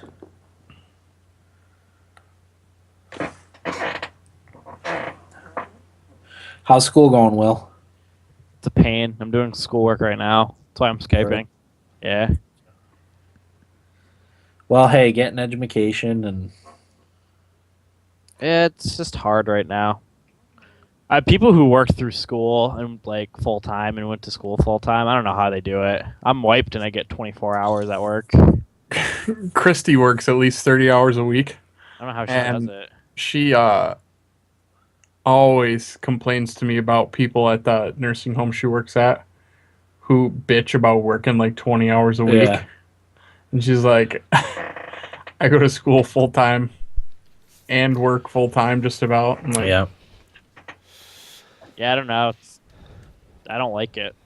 Yeah, that's like the wife because she's taken, her classes and like some of her classmates don't have kids, so they have all the time in the world. They work full time, but they have all the time in the world to do schoolwork. She's like, I don't start my schoolwork until the kids go to bed. right, yeah. At 10 o'clock, I'm up till 2 o'clock in the morning every night, and we get up at like 7 in the morning. Mm-hmm. It's like, shut up. Yeah, when I was in school, I was working at the country club and Pizza Hut. I was doing 2 jobs in school. Yeah, they're crazy. It was miserable. That went well. No, it didn't. I prioritize work over school every time. Now he hosts his very successful podcast. Very successful podcast. Yeah. No, it's tough, but it builds character. Yeah, I still say I wouldn't go back and change anything. I got my 2-year degree. That's good enough. Yeah. I just wasn't cut out for school. Me either, Dan. That's all there was to it, Yeah. Not cut out for it. I just can't sit there and read something that I hate reading. You should have gone to I BOCES. I don't even like reading things I like to read about. I like to read. You should have gone to BOCES for plumbing. Trade school. Yeah. My wife's uncle teaches HVAC at BOCES. There you go. Might do that when the kids get a little bit older. You could partner up with the Ain't Rights. Yeah. Did I tell you my latest Venture? ambition? What do No. you got, Corey? There's a 1-year certificate program at the community college here for mechatronics. What's that? So nanotechnology is going to be a big thing in my area soon. SUNY IT has like 1,500 mechatronics or not mechatronics, but nanotechnology jobs. There's like a whole big thing moving in within, I think, the next year or so. Okay. And the certificate program puts you in the lab, like right when you graduate. It's the people that wear like the big clean suits and work on the technology. Cool. That would be awesome. 1 year, apparently you're like pretty much guaranteed to be hired. And from what I understand, they'll even take on like paid interns while you're still in school. Nice, man. Decent salary to start. You should do it. But like it's just another thing I go for, and I mean, I don't know. Hey, are you gonna be like laid off during the winter? Yeah, I'll be done at my current job at the end of October, but I'm gonna find another job. I'm not gonna. Yeah. I was gonna say, you should come down to Charlottesville for a long weekend. That'd be all right. Yeah, I will if I don't have. Yeah. But Because I'd I'm love gonna to. be bored to tears. Plenty of gaming time. I know, but you know what always happens? Yeah, you don't do anything. Yeah. That happens to me too. Because I have no too one's much around. freedom, and I'm like, well, I'm just gonna watch TV or something dumb. Yep. Yeah. And the odd chance that I have some time where I don't have any like Yeah. the kids aren't around or whatever, I do nothing. Yeah. Mm-hmm. I'll putter around on the computer for a few minutes and then I'll poop. I just 'cause I get- can finally poop. I get bored of all my options. Yes, exactly. And then you just play a few games of Rocket League and call it a night. Absolutely. Like, I'm like, you know what? I look ahead. I'm like, this is a great time for me to catch up and like, I don't know, beat whatever. Yeah. And like I just play Heroes of the Storm or Rocket League Yeah. and go to bed. And I feel like I wasted my time. Yeah, the last time I had any lengthy amount of time by myself, I napped on and off the Yeah. whole day and did naps. nothing. Hate naps. Oh, naps are the worst. Christy's a big napper. Yeah. I'm so a napper too. She when I likes get me the to chance. take naps with her. But I always wake up grumpy as shit. Oh, Yeah. Well, here's the thing. When I nap, I can't nap for like an hour. It has to be for like 5. That's Oh, not that's not a nap. I was gonna say that we had a friend that always said if it's more than an hour, it's not a nap, it's just sleeping. Yeah. So then I get second sleep. Yeah, second sleep. You got to keep it under 30 minutes. Christy does 25-minute naps. You know Yeah. how hard it is. That's to do too that? short for me. I need like at least 45 minutes to feel like I napped. I just feel Like an hour. exactly the same when I wake up. Yeah. It's either under 30 minutes or 90 minutes, because if you do 90 minutes, then it's a full sleep cycle. Under 30 minutes, you don't get into your deep sleep. So that's why. If you get woken up in the middle of that, then it's usually The worst. Yeah. You can tell too when you wake up during the deep sleep and you're just like, dear God, Yeah. somebody yeah. hit me with a shovel. I can tell that in the morning. Yeah, Yeah. Definitely. All right, shall we? enough bitching about sleep. Well, we don't get enough of it, you know. I do. I don't. Not I even do freaking for now. close. Right. But I have a feeling I'm going to be commuting to Richmond for a while, which Ooh. is a good hour and 15 minutes. Ew. I had a friend that commuted to Albany. If they pay me Every for day. drive mileage, which I think they might, It'll give you good podcast listening time too. and that's the other thing I thought. Audiobooks. Yeah. They should, Eric. I think they will. Yeah. That would be awesome. At the very least, you can write it off in your taxes. Yeah. Commuter miles. All right, here we go. 5, 4, 3, 2, 1.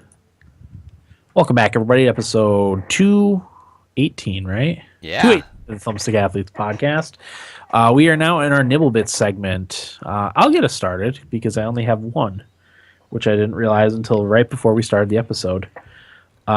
So for those of you that are worried about Star Wars Battlefront, the beta will be open for everyone. So that's all systems, PS4, Xbox One, and PC.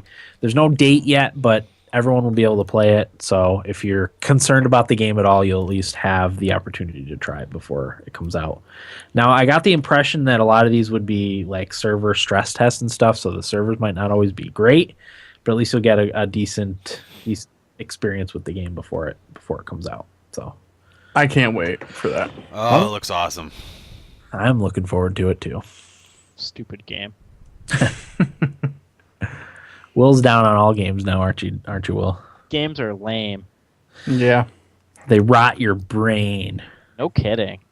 All right. So that's my one nibble bit. Corey, what do you got?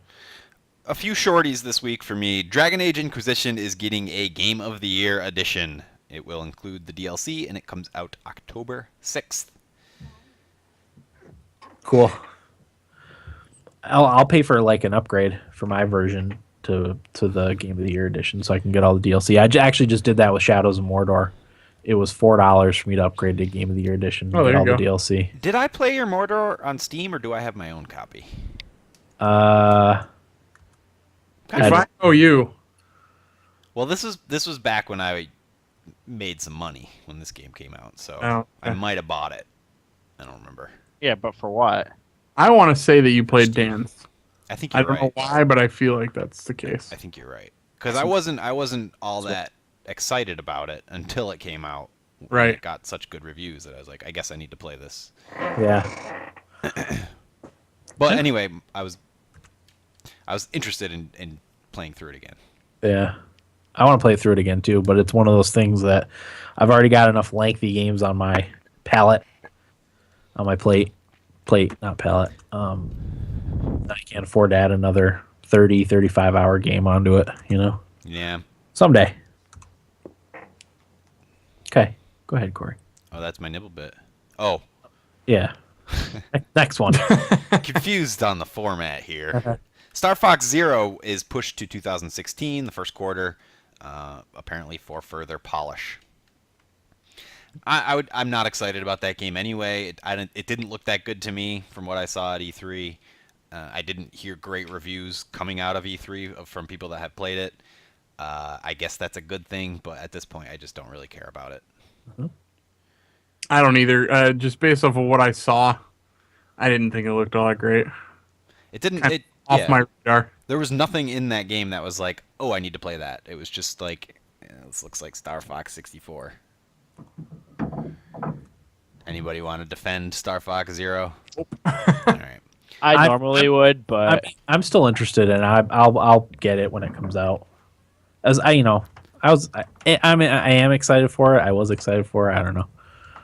I'm not even thinking about it right now because I've got to worry about getting through the next 3 months of video games. So since it got pushed back to next year, it's off my thought nowadays too. The thing for me that I like is that it was developed, or the controls were developed by Platinum. So I really like Platinum's control scheme. So I'm hoping they pull it out of any trouble it might be in. Well, one of the things I kept hearing was how not fun it was to use the gamepad as your aiming tool. Yeah. I'm not surprised. Which I could totally see. It would be so much easier just to see it on the screen and aim that way. Right. But anyway, Final Fantasy Type 0 Online was announced at Tokyo Game Show. It's set in a parallel world to the original Final Fantasy Type 0, and it has online multiplayer. This kind of made sense to me once I heard it, thinking about the type of game that Final Fantasy Type 0 was. And if it follows that same kind of structure and all those gameplay elements are intact, I think it would be kind of fun. Yeah, definitely. To play a multiplayer version of Final Fantasy Type 0. Yeah, I really like that. They're calling it the evolution of Agito, which was the mobile Final Fantasy they were working on that I think they just recently announced was canceled. Maybe they just took that game and just rebranded it to Final Fantasy Type 0 because that game saw some success with the Steam release. Yeah. I don't know. But it's coming out for PC, iOS, Android, and Windows Phone, which kind of scares me because if it is available on these mobile platforms, how good of a game can it be? Right. But it's out in 2016 in Japan, but there's no official word on a Western release just yet. So, might not even come out over here. Okay. Go ahead. Sorry. That's all. I just have those three. Will, what do you got? Corey, do you remember Unsung Story? I sure do. I backed it. So Do you remember how we were told that it was going to be a spiritual successor to Final Fantasy Tactics? Yes. And it was going to be a story-driven single-player game? Yes. Well, now it's becoming a PvP game. Yes. So basically, this game went dark for the entire summer. And they recently put out a new update talking about like what went on over the summer and blah, blah, blah, blah, blah. But going through all of it, basically it's more of a multiplayer game now, player versus player, rather than a narrative-heavy single-player game. Can you pull your backing for that since it's totally different? See, I don't know, because these are a lot of the comments on this now. Like, one guy said, I agree, I have no interest in PvP. I thought I was backing a spiritual successor in a storyline of tactical RPGs. I don't recall PvP being a heavy component to this genre. It's a lot of people saying that, and they're like, want to pull their money, and I don't know if you can or not. I don't think you can. You can cancel your credit card. Well, didn't they That's already bullshit. Didn't they already take your money? No. Really? Or, I thought they take your money. yeah, as soon as successfully. yeah. If it's successful at the end of its run, you're right. Yeah, they do charge you at that point. Yeah, but I mean, this is something that we should talk about, because don't you feel like That's false advertising. that's kind of what I was going for. You should have some sort of recourse, because I mean, I know that the gist of Kickstarter is that, you know, obviously the finished product is going to be somewhat different than what they're saying, but this is something completely different. It's not even. I'm going to disagree a little bit with you on this one. I get that you kind of knew the risk going in, but Yeah. But if they change it that much, I don't think that's knowing the risk going in. The problem is that you're not really investing in something. You're more like donating money to somebody. yeah, And when you do that, like Dan said, you know, you sort of accept that risk. And yeah, like it sucks. Some of these games don't even come out. So you kind of have to know that going in, that what you're paying for, you might not even see. And that's why, like, I've only backed two games on Kickstarter. This one because I wanted a spiritual successor to Final Fantasy Tactics, and another like Japanese language learning game that I thought sounded cool. But anyway, Will, I actually, because I backed it, I got those email updates from the Unsung Story team, and I just got one today where they were kind of trying to get out in front of all the criticism. Yeah. Do you want me to read a little bit of it? Go for it. So they said, the PvP focus is not a sudden switch, but more importantly to the backers, it does not impact the single-player campaign mode as far as content and depth.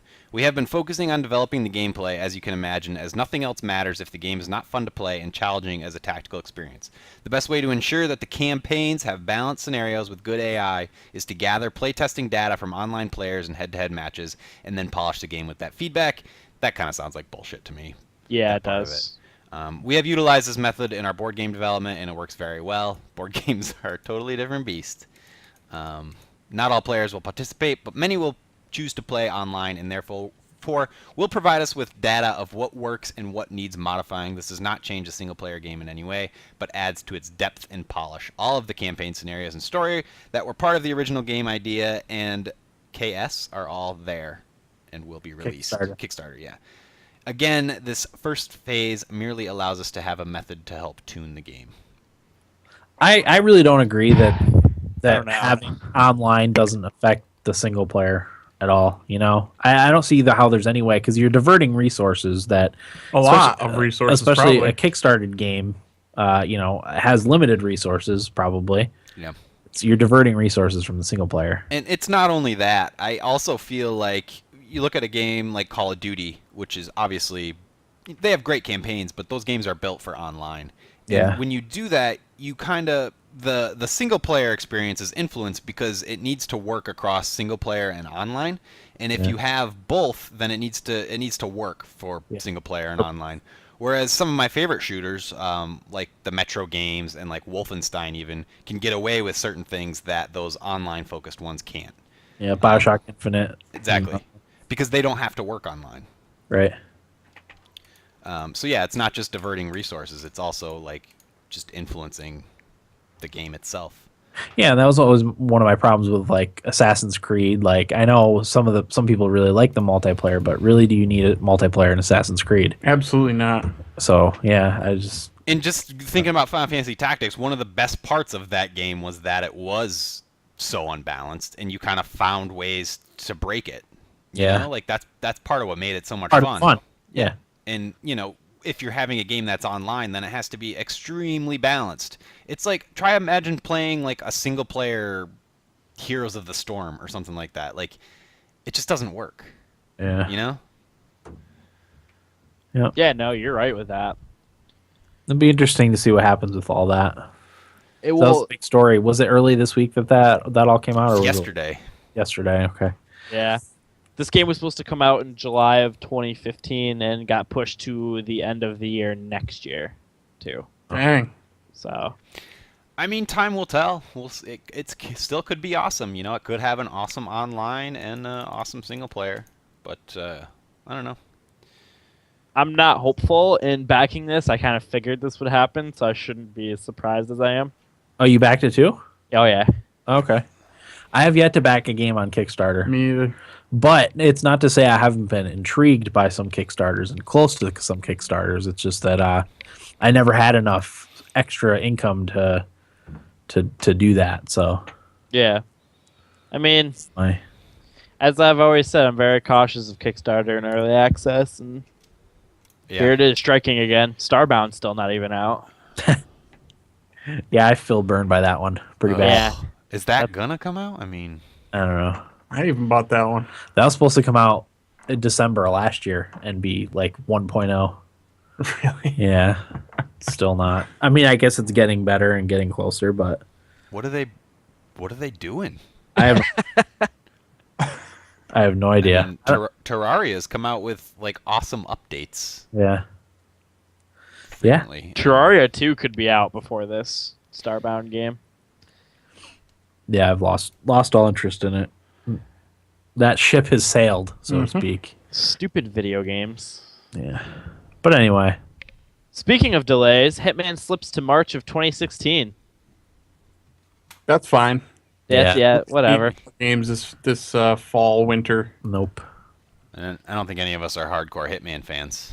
I've always been interested in the series. I know my buddy Jeff, who's been on the podcast, he's a big Hitman fan. Yeah. And this one sounded pretty awesome. Oh, Wait, yeah. Episodic one? It's the one where like they'll have a hit come up and everybody who's playing the game at the time will see it and like everybody will go after it for like a certain amount of time and like the first person who gets it, like the hit will disappear.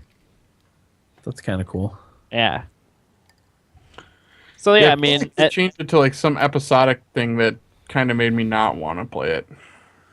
Yeah.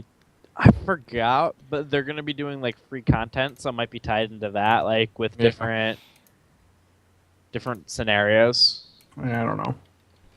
Who knows? That's fine that it got pushed. The quarter one next year should be decent. It's going to be fat with Yeah. all the games that are coming out in it now. It's like second fall. Yeah. Okay. And my last one is the retailer leaking possible BioShock Remastered collection, Yeah. which would be awesome. Yeah, I would love to see the first two games remastered. That's a good idea. Why not? Yeah. I'd probably purchase that one. Yeah. It's a good one just to have even. Yep. November 27th is the supposed release date. Oh, really? That's soon. Of this year? Yes, sir. Oh, I won't be getting it this year. Dang. What's it gonna take to get designer commentary on that? That'd be fun. That would be fun. I'd pay for that. Mm-hmm. Kickstart it, boys. Corey, let's launch it. That's an alright idea. I'll back it. That'll be the first one I back. I won't be able to back it, unfortunately. That is all my nibble bits, guys. All right. What do you got, Eric? Me? Yeah. The next Xbox One EA Access game has been announced. Battlefield Hardline is coming to the Vault this October. Yeah. It's a fairly new release. Yeah. It came out early this year, wasn't it? Yeah, a lot of people liked it. I know I was not overly thrilled with it myself, but I think it's a good one for the Vault. Yeah. You know, that's only $30 for the year. That's a pretty good price. It is. I've gotten my money's worth just from playing FIFA, Madden. I love the early access to the games. And you get the discounts, too, when you buy digital. 10% discount on your games, and you get them early. So, yeah, that's cool. And my last nibble bit. Seems like voice actors keep leaking game information. And it happened again. Looks like we're going to get a Wolfenstein New Order sequel. This, according to, I'm not even going to begin to pronounce this woman's name. She's a Polish voice actor who played the part of Anya in the New Order. We'll call her Stacy. Yeah, we'll call her Stacy. So she said she's working on a second one in an interview. She said she's working on a video game, the first part of which I have already made. Now we're making a second one, which will take 2 more years. I played this game as a child. I was very happy when I got to the point where I could shoot Hitler. So wow, that's pretty obvious what that is. She didn't really beat around the bush all too much. Nope. Wait, did she think she was being Yes. vague? Apparently. Stacy kind of missed the mark on that one, huh? Stasia. But that was a game that was very well received. I know Dan was a big fan. I liked it a lot. I thought it was okay. Okay. So that's it for me, Dan. Sounds good. How was your week, Eric? Good. The Bills really blew chunks again against the Patriots. They just have their number. Patriots have everyone's number, though. They really do. But especially the Bills. Tom Brady shreds them to pieces no matter how good their defense is. Right. He threw 59 passes. Yeah, like 460 yards. They made it respectable towards the end, so I was happy to see that. Yeah. But I don't know. What are you going to do? We got the Dolphins this weekend, so moving on to the next game. Arsenal had a big victory today over arch rival Tottenham, so I would be remiss if I did not mention that one. Other than that, there was something. Oh, I went to the movies. What'd you see? The Visit. Oh. I kind of want to see that. Yeah, it was. I am a big M. Night Shyamalan fan. So I saw that this was coming out, and I was like, shit, that looks really scary. I'm kind of a pussy about horror stuff. And I knew that my fiance wouldn't go because she hates horror, anything. Yeah. So I went with former intern Tyler to the theater. I think we were 2 of 6 people there, I think. Oh, geez. We went on an afternoon. Matinee. That's what I like to go to. Yeah, it was only like $7. I think my popcorn costs as much as my movie ticket. Yeah, I can see that. I really liked it. I would recommend it. I don't want to spoil anything, Scary? Honestly. You know how his movies have a way of being scary, but in a strange way, so it's not actually that scary? Especially M. Night Shyamalan. Yeah. Like, I laughed quite a bit in it. But there were some parts that were pretty creepy. But there was also kind of funny. Yeah. Do you mind getting in the oven while you clean it? Yeah. Have you seen... I've seen the trailer. I really want to see the movie. There's a couple trailers. Did you see the part where they're playing Yahtzee? No. Okay. That's another one that was creepy yet funny. What happened. But yeah, it's only an hour and a half long too, which I love. Long movies are too much for me anymore. So a good hour and a half, you're in, you're out. I thought it was a pretty good movie myself, and like I said, I'm always a fan of his. So yeah. I wouldn't want to see that if I was a kid who had grandparents that I visited frequently. No, occasionally that were kind of creepy. Yeah. Had a good plot twist. I feel like a good portion of people might see it coming at some point. Okay. But it was a good plot twist. I personally didn't see it coming, but Tyler did. Gotcha. Did I do anything else? I know you watched the first episode of Game of Thrones. Oh, yeah, I did. Shit, I almost forgot about that. Oh, my God, I was devastated at the end of it. Yeah. That's the only one I've watched. Yeah. I told Eric, the heartbreak only gets worse. I don't know, and I told you, I don't know if I'll be able to handle watching it. Yeah, it gets pretty bad. I was depressed after the last episode of the most recent season for a few days. I had it on while I was like folding laundry or something, and the fiance's not really interested in that kind of TV show, so she was in the next room over, and I was watching it, and the ending happened, and I go, oh no, God damn it. And she's like, what? what happened? And I told her what happened, and I was just like, son of a bitch. Like, it ruined me for a good 15 minutes. Yeah. But yeah, no, it was awesome. Okay. I really, really liked the first episode. So Yeah. It really does a good job of sucking you in. it does. The problem, though, is it takes away from game time. That's the problem I had, too. Right. I pretty much gave up games for like 3 weeks almost. And I don't know if I can do that. Yeah. Especially with FIFA just coming out. Yeah. No, I understand. And Taken King also. So. Yeah. But I don't know. I don't think I did anything. There was something that I wanted to talk about, but I don't remember. It's not going to come to me. So Gotcha. We'll move on. Okay. What about you, Will? Anything other than school? Oh, one other thing real quick. What you got? Video game related. Yeah. I got another amiibo. I've been awfully lucky walking around stores just patrolling the amiibo section just to see if any rare ones are there. And today I found Charizard in Target. Very nice. Yeah. So I grabbed it. Can't go wrong with that. Yeah. Okay. Will, anything other than school? Yeah, I actually watched a new show. Uh-oh. How to Get Away with Murder. A lot of people that I know love the show.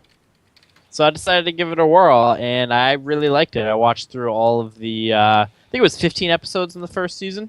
Mm-hmm. It's basically about students in law school who end up helping their teacher, with cases. And there's like one main case that the season's about, and then every episode there's like a smaller case that they're all working on, and it all like ties together. And it's a pretty solid show. I asked Corey if he had seen it, but he hasn't. Yeah. Right, Corey? No, I had never even heard of it until I was reading who won the Emmys, and I guess that lead actress won an Emmy for her role. Nice. Yeah, it's pretty awesome. I love like lawyer stuff, and I was like, I want to be a lawyer, but then I remembered I hate arguing. Yeah. Not just that, you'll have to go to college for another 7 years. 7 years, yeah. It sounds a lot harder. Do you hate arguing more than you like money? See, I do. Yeah. I don't like to argue because I don't like to get vocal with people. Yeah. I don't know. It's hard to explain. I just don't enjoy arguing. I love watching it, which is why I love the show. Mm-hmm. But, yeah, no, I thought it was a very good show. I recommend it to people who are into that sort of stuff. I've seen bits and pieces of it because it's just, we'll have the TV on or whatever. Yeah. Is it like on before Fallon, maybe? It's on the same channel? ABC. It is on ABC, yeah. Okay. That's probably why I've seen it. My wife probably like flipped on the end of episodes like while she's waiting for the nightly news and then Fallon. All I know is it starts back up on Thursday. Okay. So I finished it at the perfect time. Yeah, I've seen bits and pieces. Good cliffhanger at the end. Yes. So that's probably, since Pretty Little Liars has burdened me so often, this is going to be my new show. I can't even take you seriously. Nice. Burdened you. Burned me. Oh, I thought you said burdened. Probably both, actually. But yeah, other than that, I booted up Heroes of the Storm today and looked at it and then quit. Are you going to retire with me? No, because I'm really excited for the new characters that got announced. Oh, who are they? The next two are totally out of the loop. It's the medic and then Artanis or Artanis or whatever. What's that from? Both are StarCraft. One's a warrior, one's a support. Oh, okay. I know the warrior is more of like a Leoric, like damage dealer, instead of like a Johanna. So, yeah, I don't know. I'll play something at some point. Ever since that last quick match I played, that just totally ruined it for me. Stuck in your craw. It really has. Sour taste. Oh my god, I had literally no fun. That game will do that to you. Mm-hmm. And then you don't want to go back to it. Right. And then the longer you're out of it, the less I want to go back to it, yeah. Because I know I'm just going to get my ass whooped again. Yeah. It broke my heart when you told me that, Eric. I'm sorry, man. I can't. Eric's hanging up the mouse and keyboard. I hung in there as long as I could. I put too much fucking money into that game. No, you didn't. Because you had a good time with it when you were playing. I did. It's a good game. I can't sink the time into it. Yep. For it to be enjoyable anymore. This time of the year, especially. Yeah. Over the summer. Yeah, who knows? Maybe next summer. Yeah. Okay. Anything else, Will? I think that's it. All right. What do you have, Corey? So I had a couple things I wanted to talk about, but some news came to light to me today. And I know one of the things we like to do here is not only talk about video games, but chronicle the crumbling of society around us. Yes. So this is a little off topic, but we've touched on stuff like this before, so I kind of wanted to share this. The death of Yogi Bear? Well, there's that, which was What? tragic. Yep. I didn't hear about that. From the Yankees? Yeah, Yeah. 90. Poor Yogi. Yeah, I didn't hear about that. That's terrible. But go ahead. So there was a letter written to an editor of a newspaper, a central New York newspaper, titled "No Means No, Even on the Carrier Dome Kiss Cam." Did you guys hear about this? No, I don't hear anything. So I'll just read the letter. Yeah. Is it okay if I read the letter that this person wrote? Yeah, go ahead. You're really killing my ignorance is bliss thing I have going. To the editor. I've been meaning to write this letter all week after going to the Syracuse University Wake Forest game last week, but your story on the Mets Kiss Cam inspired me to actually do it. During the Kiss Cam break at the Syracuse game last weekend, I saw some horrifying behavior that was met with cheers and applause from the crowd. It made me sick to my stomach. The first two people, and probably most people that wind up on the Kiss Cam, were happy to oblige the camera. However, the cameraman then scanned into the student section where a young man and young woman were shown. Clearly not a couple. The male student pleaded his case for a kiss on the big screen while the female adamantly shook her head no. So what does this guy do? He grabs her head and shoves his tongue down her throat. The crowd cheers. The next couple were shown were again students that were clearly not a couple. Again, this second female in question shakes her head no. I then see no less than 6 sets of hands from seats around her shove her unwilling face into his. Crowd cheers. This is completely unacceptable behavior by the male students, the surrounding students, and the crowd. It makes me sick that in a day and age where sexual assault, particularly on college campuses, is so rampant that school officials would allow such a display to happen. The instances I witnessed at the game encourage and condone sexual assault and a sense of male entitlement at best, and they are an actual instance of assault at worst.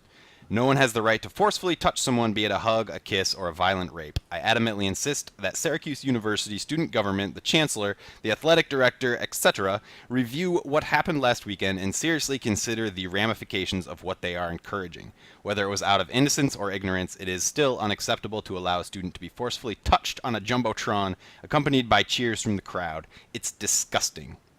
Sincerely, I added the sincerely part, Steve Port. From Manlius. Oh, Steve. Syracuse has since banned the Kiss Cam at the Carrier Dome.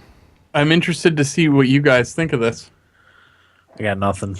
Dan just doesn't care. I don't give a shit. I don't really either. But I guess if I were to give an opinion, I'd probably say that Steve is probably right at some point in there. Yeah. At the same time, I wouldn't want someone touching me. No, I wouldn't either. Yeah, I'd probably side with Steve. I don't like siding with Steve. I don't know why, because I hate when people bitch. But at the same time, I don't think like I think to myself like my fiance's in college. If she happened to have friends that she went to a game with, if one of them did that to her, I would be furious. You know? Mm-hmm. Yeah, I hear you. So they should ban the Kiss Cam? That's the problem. Like, you let this one bad experience ruin it for everybody. Like, I don't know. Does anybody really give a fuck about the Kiss Cam? I never. Are we any worse off for there being no Kiss Cam? I don't think we're worse off, but I don't think this guy who is offended for other people should be the reason we ban it. That's a good point. It's a fun thing that's been done at sports things since forever, since Jumbotrons existed. Yeah. And, you know, I just get sick of these people that get offended for other people. If something like that, if something happened for somebody else, if something happened where somebody was like seriously upset, then there's avenues they can pursue to charge that person. You know, it shouldn't be. Was there a response from these girls or anything like that? Was there? No, that's the thing. And most of the people in the comments were at this game in question and say like, "What are you talking about?" So it probably wasn't nearly as bad as he made it out to be. Yes. I mean, I wasn't there. I don't know. Right. I didn't see the footage, but just based on some of the comments on this article.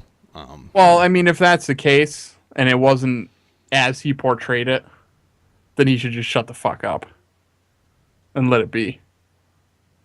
I have seen the kiss cam multiple times at sporting events. I have never seen anything like that happen. I've never ever. seen that happen either. Not even close.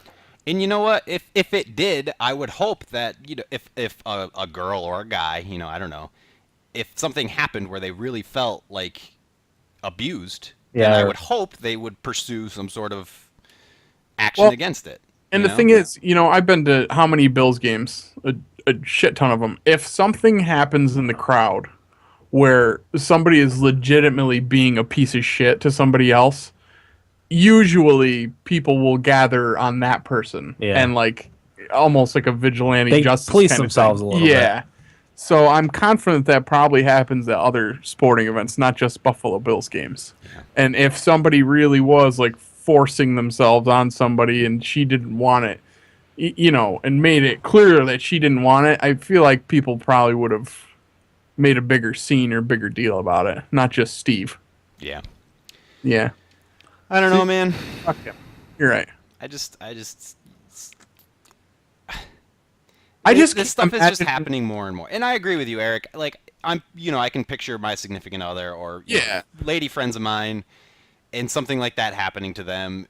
If it sincerely bothered them, then there should be some sort of repercussion. But it doesn't sound like that was the case, nor has it been the case. And what the fuck was I going to say?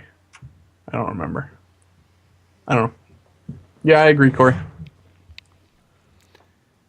People just like to bitch.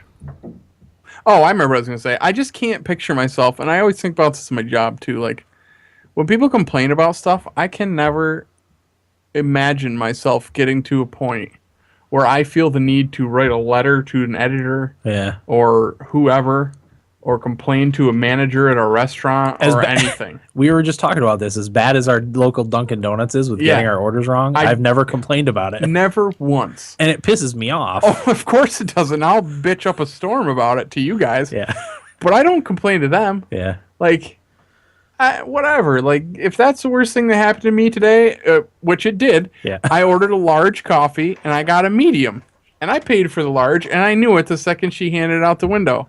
But you know what? If that's the worst thing that happened to me today, I had a pretty good day. Yeah. I'm not going to worry about it. Yeah. Messed up your I know order that's again? that's not the same scale as forcing my tongue down a girl's throat, but, you know, that's just the world. Yeah. Yeah, they did mess my order up again today, Will. That's amazing. Oh, that Dunkin' Donuts is the worst. It's brutal. Anyway. Yeah. Okay. What else you got, Corey? That's all. I was going to talk about some movies, but I went a little long. Oh, that's all right. I've been watching movies, though. Nice. I got to watch movies again. Someday. Right? I got a couple things. We picked up the new Skylanders. I'll talk about that during what we played, but I got a new phone. What? Yeah. Weird, huh? What phone?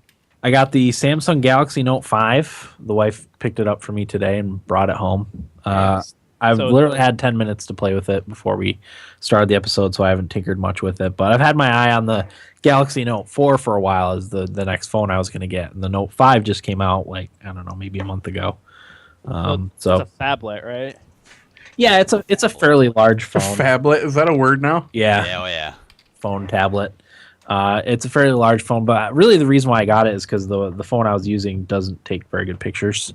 And I've had many of cute moment with the kids ruined, picture ruined by, you know, the camera being blurry or the flash not coming on when it's supposed to. So this phone has a 16 megapixel camera, and it's my wife has the Samsung Galaxy S6, and it has the same camera in it, and it just takes fantastic pictures. So yeah, my last phone, I didn't think I would ever care about the picture quality, and it was so bad. Yeah, it ruins it. I was so happy to get rid of it. Yeah, absolutely. So, and I mean, the phone I was using is the first generation Moto G, which is a fine phone, but it was only ever we only ever got it because my wife's HTC One, my daughter sucked on and ruined. So it was a kind of a stopgap, and that's just when we signed me back up for cell phone service. I just took that phone, and I knew I was going to get a phone later at some point, but I wanted to do my research, and so that's the phone I decided on. I've got to get a case for it and everything, and like I said, I haven't had any time to play with it, but I like it so far. So, I don't think I have anything else to talk about. No. Should we just get right into what we played? Or do you need to take a break, Corey? No, I'm good. I could piss. Pee? Yeah. All right, we'll take a quick pee break and be God, Eric. back just a moment. That's fine. You I don't believe we had any feedback. That's okay. We'll double check and we're like right before we start and see. All right now. I forgot to post that we were recording on whatever day, Monday. Miguel asked about having our podcast on Podcast Addict. Yeah. You responded to him though, right? Yeah, and I emailed the developer, and he said it's already on there. Okay. So I don't know. I'll be right back. I'm gonna piss. I'm not familiar with Podcast Addict. I've never heard of it. Addict. Dan, you know anything about the Pequot War? No. What is it? I don't know. I was hoping you did. Sounds familiar. Yeah, I'm sure I've heard the name. I don't know like what it was. Went on? Yeah. Now I gotta read. Come on, Will. Massachusetts Bay. I listened to Blueprint for Armageddon episode 4 today. How was it? Oh, nice. Real good. Real good. I've been into a lot of World War II stuff recently because it brings me comfort for some reason. Murder? You know? No, Well- I think of like the people living back then and how life was simpler. I mean, not obviously not the war itself, but that time period.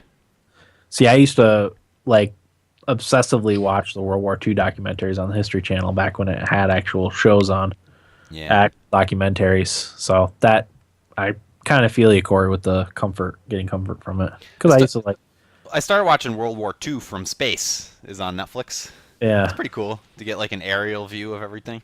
yeah.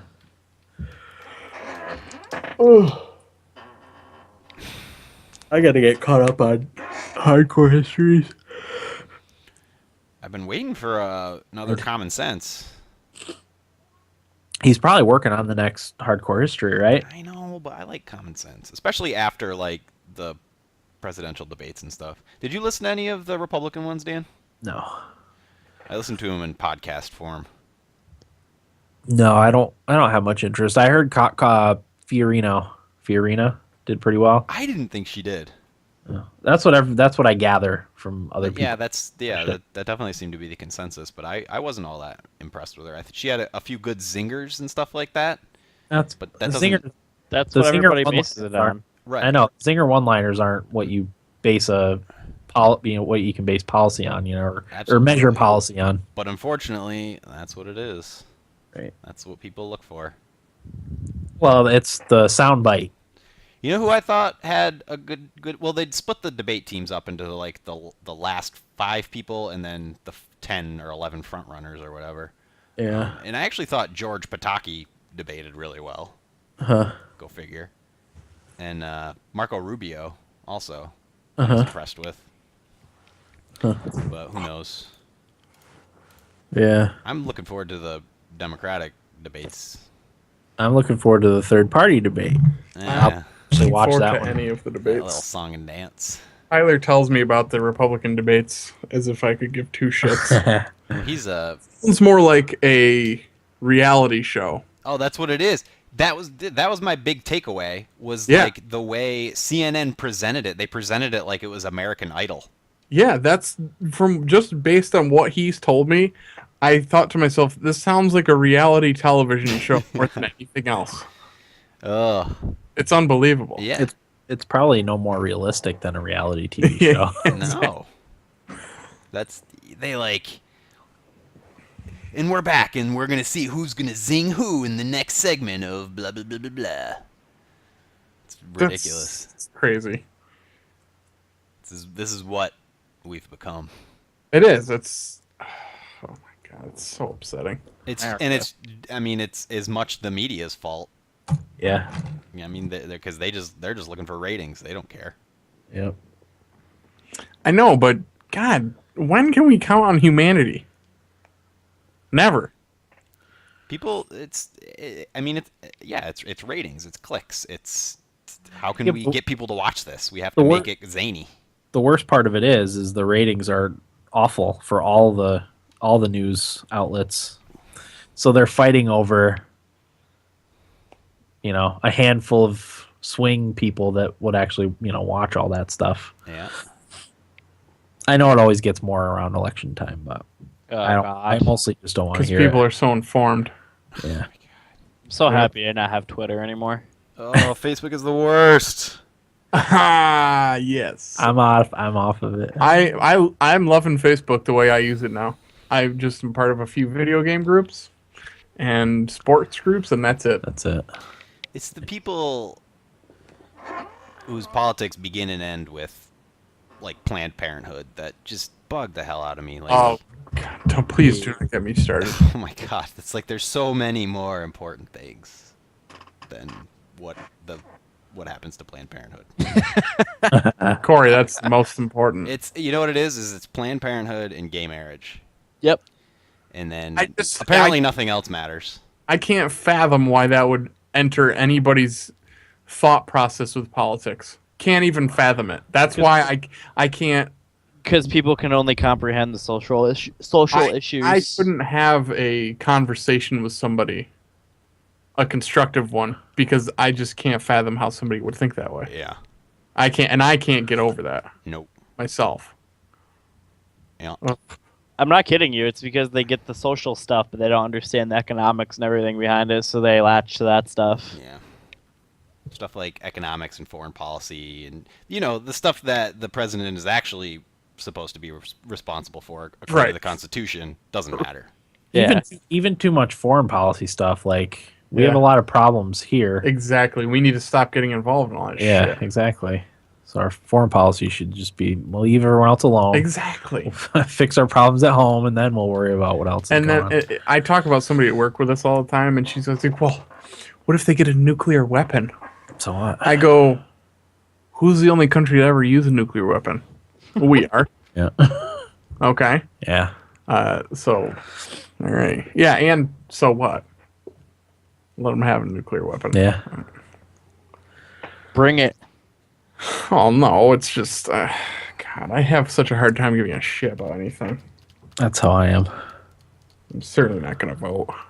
I'm not either. When you don't have time to poop most days, I don't really care about that, No time to poop.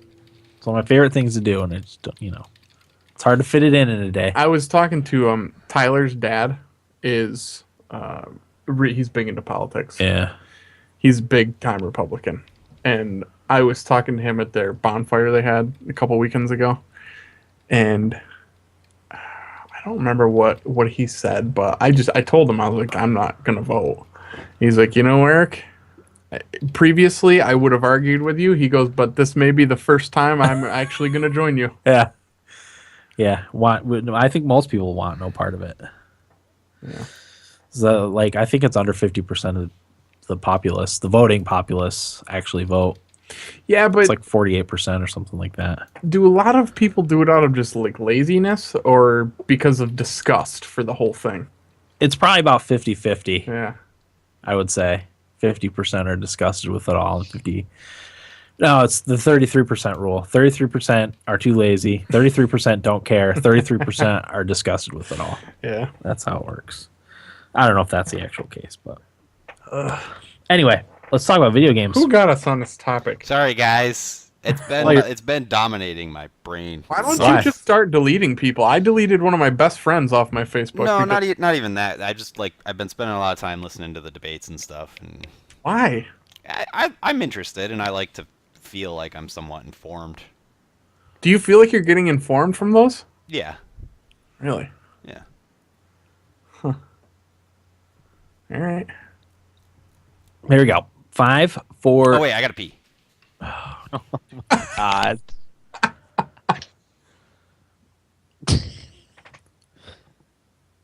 I guess I can download some apps, huh? What a punk Corey is. Isn't he a punk? He got us on that topic and then leaves to pee right when we're starting. I don't feel like I could gain anything from watching a debate because I'd just be so mad the whole time. Yeah. Well, I mean, Dan Carlin always said, like, you look at what's debated nowadays, it's all talking points and Yeah. stuff. There's no meat to any of the Exactly. debates. And how can you have a good debate with like 8 people on a stage? Yeah, that's too many. It's way too many. It's all manufactured for TV and ratings. It's not. I'm getting depressed. Just play with the amiibo over there. Will, what do you think of Charizard, bud? Sick. Pretty cool, huh? I can't really see him because I don't have my Skype thing up. Yeah. Building my collection. Are you still working on schoolwork, Will? Yeah. Sorry, guys. That's fine. Yeah. I didn't realize I really had to pee until you did the countdown. That's okay. Like, Hey, don't think It was like turning on the shower. it's Yeah. only 9:30. It's early still. Oh, Yeah. It was an early one. And there's no feedback. and very little to talk about video game-wise. Oh, Yeah. Eric's got some stuff, right? Not really. I mean, I don't want to talk about Destiny too much. FIFA's FIFA. I've got Skylanders to talk about. Yeah, but I And love- does anybody Shut up, gonna I love talk? toys. Anybody gonna talk Mario Maker? I'll talk a little Mario Maker. Yeah, I don't know that I played it that much this week. I made a level. I like to keep one a week going. That's a good idea. I should set a goal to do one level a week. In Oh Mario yeah, I Maker. forgot about that. Riz just mentioned Amazon Prime's gonna be on sale on Friday. 60-some bucks. Really? Yeah. 67. So I should find out when the life expires. Now, yeah. I think you have to be a new customer. New subscriber. Damn it. That's a great deal. It is. Yeah, I just recently got charged for my yearly subscription, and it's the worst because you forget about it until it happens, and then you're like, oh, damn it. why am I $100 poorer? Yeah. Huh. All right, here we go. 5, 4, 3, 2, 1. Welcome back, everybody. Episode 218 of the Thumbstick Athletes podcast. We are now in what we played. Corey, I'm going to start with you. What'd you play this week? I did my usual Hearthstone. I got excited. I hadn't gotten any legendaries from the new packs at all, and then I opened a pack that had 2 legendaries in it. Whoa. They were making up for all that lost time. Maybe. That's really rare to get 2 legendaries in the same pack. I took a picture and sent it to you guys. I don't even remember who was in it because I haven't utilized those cards. Anubarak was one, and then there was another one. I know that from watching Twitch. Oh, I have it right here. Anubarak and the Skeleton Knight. Anubarak's a King? knight. Oh. Skeleton King. Knight. It's established. I'm reading it now. It's Knight. It's Skeleton Knight. Anubarak's a good card for one of my rogue decks that always seems to run out of cards because it's a 9 mana minion, but its death rattle is return this to your hand and summon a 4/4 Nerubian, which is really good for late game when you run out of cards. Nice. The Skeleton Knight, I couldn't really figure out where it would fit in. It's 6 mana, 7/4, and its death rattle is reveal a minion in each deck. If yours costs more, return this to your hand. So I guess you could kind of play that in a late game kind of situation to get it back in your hand, but I don't know. For that cost, I don't know. But anyway, it was exciting to get 2 legendaries. I created a new rogue deck that's based on spells and spell damage. I put out all creatures that increase spell damage, and then I use like my backstab and fan of knives and all that stuff that are really highly buffed for my combos at the end, and I can do a lot of damage with that. I know you guys have no idea what I'm talking about, so it's kind of hard to have a conversation about Hearthstone. I know what you're saying. No, we have a lot of listeners that play that, so it's making sense to them. Yeah, it works pretty well because I could just control the board, or not really even control the board. Just use removals until I get my big combos at the end. The Secret Pally is really big right now, and the Dragon Priest. Those are the 2 big decks. Secret Paladin is a bitch, but if you kind of know what's coming, you can fight against it. And there are a couple cards like Kazan Mystic and Flare that kind of deal with the secrets of the secret pally. But Dragon Priest I haven't really found a good way to beat. I always have an issue with Priest though, so maybe it's just the way that I play. But still really enjoying Hearthstone, and it's fun to see how the meta game has shifted since the release of the new expansion. That is interesting. Are you starting to see more variety? Yes, but only I think that's mostly because yes and no. Like there is more variety, but I think that's just because there's so many cards that people have more variations on the same kind of deck. Whereas before it was just the same deck over and over again. Yeah. Okay. Well, that's okay then. Yeah. Even if it plays slightly differently, that can really change the game. Yep. And for me, like I say over and over again, the most fun part of Hearthstone for me is coming up with new decks that work and like the opponent doesn't know how to deal with them because they've never seen them before. And that's, I don't know, I'm sure somebody has made variations on the deck that I created, like the spell damage rogue, but I don't know, I kind of came up with it on my own anyway, and it's a lot of fun to play. And I think I'm like ranked 15 now, which is pretty good for me. Get them, Sparky. Right. What was the best I did? I think I sent it to you guys. 12? Yeah. I thought 12 or 13. 12 or 13, sounds right. I haven't been playing any arena, but that's because I just get 100 coins and buy a new TGT pack. And now I got my legendaries. So Good. That's good. Every day? Well, not every day. I've been switching to like every third day. So I have 3 dailies. Because I realized I've been spending too much time in my free time with Hearthstone. So if I wait till I have 3 dailies, I can do more than one at once. Yeah. That's what I liked to do on Heroes of the Storm. Yeah. Just be efficient with your time. Yep. Play more Rocket League. I've been having a lot of problems with the ranked Rocket League because I played right before last week's podcast. I talked about how I went on like a 8-game winning streak, catapulted me into the bronze rank or whatever. And then this past week, was it yesterday or maybe 2 days ago, I played and had like an 8-game losing streak. And just like fell down to like unranked 40-some points. And it wasn't like, it didn't even feel like the people I was playing were getting worse and worse. It almost felt like they were getting better and better, and like there was nothing I could do. And there's like, I was thinking to myself, I'm not an excellent Rocket League player, but I don't think I'm this bad, you know, like to be where I'm at here. I have that feeling a lot of times when I play it too, Corey. Yeah, and what I did notice though is a lot of the people I play against are all on the same, like they're partied together. I don't know if that has something to do with it. Now, hold on a minute. What's the difference between a standard ranked game and a solo standard? Does solo mean you can't be in a party? Oh, I don't know anything about that. I just do standard ranked. Because I usually do solo because I thought that's what that meant, so that I could prevent that from happening. Yeah, that makes sense. Oh, well shit, maybe I'll do that. See if that works for you. I thought the solo meant like 1v1. No, there's solo, but there's also solo standard. It's still 3v3. I'm assuming that, there's no parties allowed. That's what I need to do. Yeah. Interesting.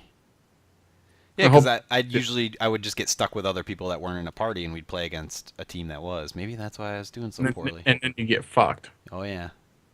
Yeah, because if you're communicating with your team via Skype or something like that, it's pretty nice. You can say, hey, cover for me, that kind of thing. That's why I like playing with Tito so much. Yeah. Interesting. That game's still a lot of fun. What an easy thing to boot up and just play a match or two. And if you haven't played it for a couple days and you go back to it, do you feel a little like disoriented at first? I always feel a little disoriented. I don't know if it's I don't know if I'm like slightly handicapped or something. I don't know, but every now and again, like I'll just miss an awful ball and it will be a big deal and we'll lose because of it. But then every now and again, I'll have some really nice plays and I'll be like, that's more like it, Yeah, it usually takes me 1 or 2 games if I haven't played in a while to get my feet wet. Get your Rocket League feet under you. Yeah. Guess it would be wheels. Get your wheels under you. Yep. It's an interesting game. I had a brief talk with Tito in a party on PS4 the other day. What do you think the staying power is for this game and like the esports? I was thinking that They need to add stuff, I feel like, to Yeah. keep people interested. I think you're right. There is another DLC pack coming out next month. What do you think they need to add, though? Like, what is that thing that will keep people Online playing? seasons. Online seasons would be awesome. Yeah. But yeah, I honestly don't know. I don't know what they need to add, but they need to do something. It's a very simple game, but that's what makes it so great. Mm-hmm. But at the same time, like... It's so perfect for like esports though. Yeah. But I just don't feel like it's gonna hold up like a MOBA does. Right? Yeah. There's not... I mean, there's a little bit of strategy involved, but there's just not enough depth to, like you said, keep people... Yeah. With MOBAs, you got new characters coming out all the time, and all the builds and so many different things to go into it. But this is just like It's mostly just visual. Anything it's they basic. add. It's basic. There, like Corey said, there is strategy, but it's pretty basic. It's just Yeah. physics, really, and once you get better at that, you get better, and that's all there is to it. Like what we talked about in Hearthstone with the shifting meta game, which happens in MOBAs too, but that's not really going to happen in Rocket League. No, unless they were to make different cars have different abilities or something, Yeah. or make some of them faster, slower with other sort of boosts. I don't know. But then it changes the whole game. Yeah. Takes that simplicity out of it. Yeah. I don't know. That'll be interesting to see what happens from here. But yeah, still awesome game. Do they have like leaderboards or anything like that? Yeah. Yeah, there's leaderboards. Oh, okay. I'm just trying to think like what other games have done, similar games have done to keep people interested. I was thinking like Trials, but that's totally different. I don't know. Yeah. Yeah, Trials doesn't have that like team competitive. Yeah. I don't know. We shall see what happens. I'm interested. I'm probably going to play once we're done recording, so Nice. it's addicting. Yep. Mario Maker. Yeah. Played a lot of that again. What constitutes a beaten game? I don't know. Credits roll. I was gonna say we should probably. I mean, You all I you all beat it. Just give yourselves credit. I haven't seen credits roll. They do credits after you do 100 Mario, but it's like silly. It's like the people that design the courses. Maybe that's beaten. Because Fine with me. I completed that. I don't give a shit. I'm not going to win anyway. I have it. Yeah, I mean, I don't know. Like I said, I don't know what beaten is. After you've done the 10 Mario challenge, All of those. all those, and unlock the. Do you have to beat the Nintendo World Championship levels? No, are you Okay. kidding me? All right. Well, I then, tried yeah. the first one. I was like, no way in hell. Here's Corey trying to get a beaten game. Come on. Well, I would, if that's the test for it, then I would add that as one of my beaten games too. I could say no. You have to be 100 Mario Challenge expert mode. If that's what you decide, I don't really care, to be honest with you. we should have something for a beaten game. I mean, there are credits after you beat 100 Mario on easy, so I guess that would probably be it. okay, If we're sticking with the credits. Yep. all right, Really easy to get a beaten game on that one. all right. Well, then I'll add it to my list and Corey's list. Eric, did you beat any 100 Mario challenge? No. Will, you didn't play Mario Maker, did you? Nope. No. It'd probably take you 20 minutes. Yeah. Borrowing Did I it. do that? It's 6 levels, or 8 levels on easy. Yeah. Oh, They're wait. easy.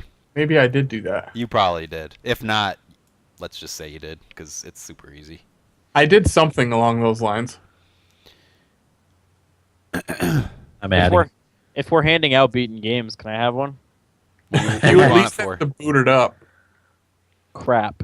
You have to play video games in order to get beaten games, Will. Am I still winning? Probably. You had, No. you had a good head start. You had a good February. Hang on. Whoops. Did Mario twice. Didn't you beat like 15 games? Yeah, I in beat February? 15 games in like a month and a half.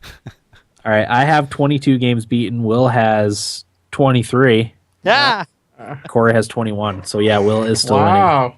Although, add one more to me and Corey. So me and Will are tied then. Oh, boy. Eric, let me borrow Mario Maker for an afternoon. Don't do it. I can't. I lost it. I I downloaded Wow. it digitally. Wow. I did want to talk about beating expert mode because it's really freaking hard. Yeah. And I talked about it a little bit last week, but what you kind of need to do is skip the real hard ones. And you can kind of pick them out early on because if they screw you right off the bat, it's not one you want to play. I cannot tell you how many bad levels are in that game. Yeah, And there's a lot. It's all the stuff we talked about. If in your level I go in a door and that door leads to me falling in lava, that is not a good level. No, that's a waste of everyone's time. Yes. And those stupid hidden blocks when you jump over a jump and you hit your head on the hidden block and you fall in a pit, that's an immediate skip for me. I'm not playing Does your level somebody anymore. think they're being a genius when they do that? Yes, they do. I don't know. I don't know what the rationale is. I really don't. Have you paid attention at all to the hardest Super Mario Maker levels that they've been posting about on Kotaku? Oh, yeah. Holy shit is all I'm going to say about that. So there's I- one... Well, it boggles my mind that anyone could even do that. Like, it's things I just didn't know could happen in Mario, you know? Like, Okay. I mean, I never consider myself to be a good Mario player, but that's a whole new level, you know? So there's one called Bomb Voyage. Yeah. Excuse me. Kotaku wrote an article about, and it's a mix of like platforming and not screwing up at all. Like you have to. I'm playing the video in the stream right now. If you're watching, we live stream every episode. Twitch.tv/thumbstickathletes. Yep. You have to like light bombs, throw them, jump on them, and make sure they land in the same spot, like perfectly every time. Oh my god. It's ridiculous. So once they're lit, you throw them across a pit, use them to jump on to get across the pit, catch them, throw them in the perfect spot before they explode, so you can blow up a block, so you can continue on in the level. Who made this? It's ridiculous, and that's not even the hardest one. No, that guy came out with another one today or yesterday. Yeah. That was supposedly harder. Is The this only where he's person- jumped? There's only one person that beat that one that Corey's talking about, and the person that beat it is a renowned speedrunner for some platformer. What do you remember the game, Corey? The guy's name is Bananasaurus Rex. He's a speedrunner for some platformer. And he was the only one that beat that first one. And I'm currently playing the quote unquote hardest Mario Maker level right now, called Pangea, or no, Pangea, Pit of Panga P-Break, created by Panga. Is this Yeah. the one where he uses shelves to jump over the... Yes. Okay, I saw that one. My god. Isn't that crazy? And it's same sort of deal where he's like throwing stuff and jumping on it, and then it's just absolutely ridiculous. And I don't know how people do these things. Yeah. It took him took 5 him- hours to create it and 9 hours to 9 hours to beat it. Good Dude, guy. oh my god. No way. I can't even imagine. Yeah, like my brain just doesn't register all the stuff that's going on there. The thought of even attempting that is Yeah. mind-boggling. Yep. Wow. It makes me wonder though, like what's the future of Mario Maker? Because the top levels now are all like the automatic, the music levels, which are fine. I mean, they're creative and interesting, but like that's not. I don't think that has staying power, you know. Oh, Yeah, I agree. I don't know. Like, how is this all gonna shake out? How? I don't know. I think Nintendo's going to have a good curated list of classic Mario like levels. You know, they'll handpick a few of them and put them out. That's what I think is going to happen. Yeah. And that's one of the things I try to go for with my levels is something you might see like in an actual Mario game. You know, nothing complex, yeah. nothing crazy. I try. That's like my philosophy, but I also add in like a fun gimmick, not an annoying gimmick. Right. I gotcha. I can't believe what I've just seen. Yeah. No, isn't that crazy? Ridiculous. I uploaded a level called Mario Milbury, which is a hockey level based on the famous 1979 Rangers Bruins brawl, where Mike Milbury climbed up in the stands and hit somebody with a shoe. Dan. Go Needed ahead. more ice, by the way.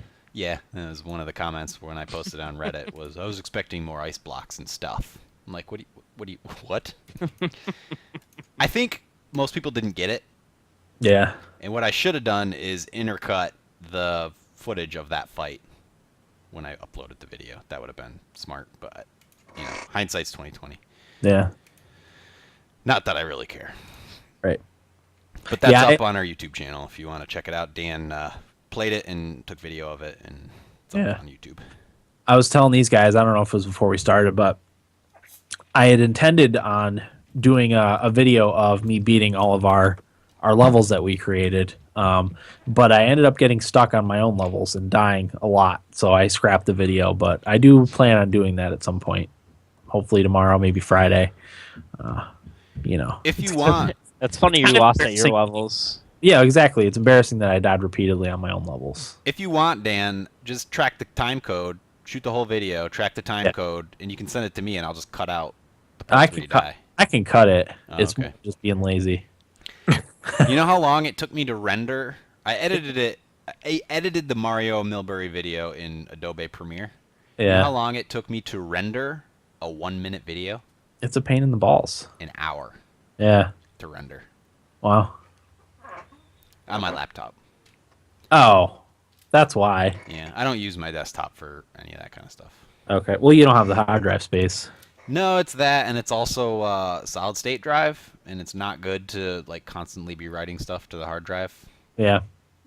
Yeah. See, I have the solid state and normal hard drive, and I keep all the crap like that on my regular hard drive and just operating system on, and a couple of games on the solid state drive. Yep. I was kicking around the idea of getting an external hard drive, just a big external hard drive, so that I could do my work on my desktop, because light years better than my laptop, Right. especially once I get that new NVIDIA 970. Yeah. If that's what you're gonna get, We'll see. it's a good one. Gotta trade in my Wii U first. I don't know, Corey. But I just want to keep playing Mario Maker. Did you guys play that level that I sent you? It was my favorite level. I did. No, I did not. Did you like it? I did. It was cool. He had another really good level, that designer. Uh-huh. I don't think I would have liked it if I didn't find the secret Yoshi block Oh, gotcha. in Casa Alusora. Is it Italian? Yeah, I don't remember. And then he had one called Battaglia Finale or something like that. It's like, yeah, cool names. If you find a level that you like, you should be able to send it to your friends. Because Yeah. can you do that? No, but the only way you can do it is you can look and see what levels your friends have starred. Oh, okay, that works. Yeah, Because you can go on I there. am not about to put in a fucking search code. Yeah, that's I'm a just pain. not going to. It's a pain. real big pain. And 16 digits. Ugh. I mean, it's not hard. It's just Annoying. a pain. Yeah. I don't even Better. Yeah. typing in the ID to you guys in our chat. No. I just sent screenshots of Yeah, it. that's what I did. We started doing. And then we start following each other, so we never have to do that again. Yep. Yeah. Say, hey, I uploaded a level. Yep. You can find it on your own. Yeah. Corey, did you play my second one? What was it called? Trick or Treat? Yeah. Do you like it? Yeah. Good. It was the Ghost Town one, right? Yeah. Yeah. With the two tower things. Yeah. Yeah. Yeah, it's good stuff. Good. Did you play my Bury Me With My Money level? No, I played your Millberry one. Okay. And I was gonna play that one, and I think the lady came home. It's an easier one. Yeah. But I liked the title. I knew what it was from. yeah. You can only upload 10 levels until you get a certain amount of stars. How many stars is it? Is it 50? I have no idea. Oh, that's interesting. I'm getting up there though. I think I have 30. Yeah, you had Wow. in the 30s, I believe. So I took down my ones that weren't getting any stars, which I think is because they're too hard. I still have them. I'll just edit them, and then if I get more upload slots, I'll re-upload them, easier versions of them. It was funny. You guys are really the only ones that cleared my levels, except for one other dude cleared my Trick or Treat one, I think. Name also Corey. Whoa. I noticed that. Yeah, I noticed that. but Interesting. I didn't think they were that hard. No. I thought the first one was harder than the Yeah. second one, if I remember correctly. Because I gave you the star in the second one. Yeah. And as long as you got Moved. up there, even if you fell, I tested it. If you fell, you still had time to get back up there. Yeah. You had to be quick and accurate with your jumps, but I don't know. Whatever. Good stuff. Yeah, Mario it's Maker. it's fun. I'm gonna try, like I told Dan, try to pump out one a week, just to do it. Content. Yeah, and I'll try to keep up on YouTube. I should get a With the capture levels. card. I was thinking that too. I have no money, but I'm like convincing myself I need to buy these things. The Elgato one that I use is 160. That it's Will's actually that he got. The problem is, in order for, I think you have to have like a decent graphics. You would have to have it hooked up to your PC. I don't know that it would work that well on your laptop. Okay. Because that's why Will was getting a ton of lag when he first got it. It was when he had his old graphics card, Okay. and the lag was from the video not rendering fast enough because his graphics card wasn't powerful enough. or Scratch something that. like that. Is Will still here? Yeah. Oh. You guys are going on about Mario Maker, so I think you'd like it, Will. Will's letting it ride. no, not until I get to play the 20 minutes for the beat game. You're gonna have to buy it. Nope. Okay. That's What it. else do you play, Corey? That's I've been playing Final Fantasy VI on my phone. Nice. I've played 3 hours and I've already finished the scenarios. Wow. That's how well I know that game. Right along. That's impressive. Yeah. I was watching. This is kind of on the topic of Final Fantasy VI, but it was Kotaku's new video thing that they're doing with. It was Jason Schreier and was it Owen Good that was playing the Final Fantasy VI? No, it was Kirk. Kirk. That's right. Kirk Hamilton. Kirk Hamilton, right? Yeah. Okay, yeah, but they were talking about that on their video thing, and it was just neat to because Jason Schreier is like us and has played that game 20, 30, 40 times. Yeah. And Kirk Hamilton was it was his first time playing it, so it was cool to hear them like talk about it. Brought back memories. It's good stuff. Oh, yeah. It warms me. Yeah, Every now and again, I get a little feeling, Tingle? a little tingle like in my heart. That's like, oh man, I can remember playing this for the first time and it was so great. yeah. That nostalgia, but it still holds up. Yeah, it really does, and that's one of the things they talked about is how well the pixel graphics and stuff hold up nowadays. Eric, you shut your mouth. I don't know, guys. I know I am by far in the minority, not only here but everywhere. But Jesus, Well, you're entitled to your opinion, but I don't like it. yeah, that's fine. You don't have to like it. Will play anything? Yo. I mean, I started NHL 15, 16? 16. the newest NHL. You can score way too easy with wrist shots in that game. Really? Because I had a bitch of a time doing it. All I did was dragged my stick back a little bit and then fired it into the opposite corner, and I scored like 6 goals in the Blackhawks versus Lightning game. I couldn't.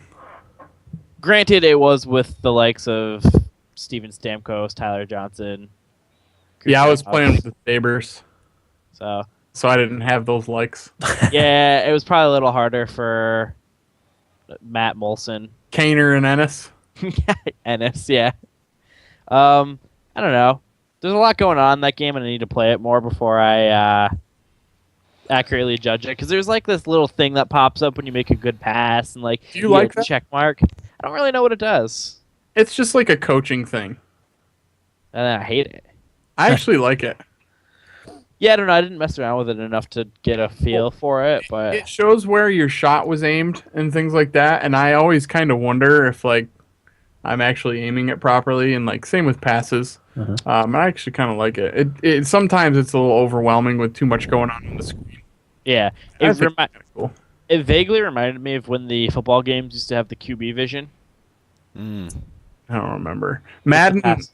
Madden did something similar this year too, and actually so did FIFA. So that's EA's thing. Yeah, that's teaching you to be a better player. Uh, That's their shtick. I turned it immediately off in FIFA. Yeah. Can you turn it off in the NHL? I'm sure you can. Might do that. I don't know. In FIFA, all you had to do was like push in the right thumbstick or something.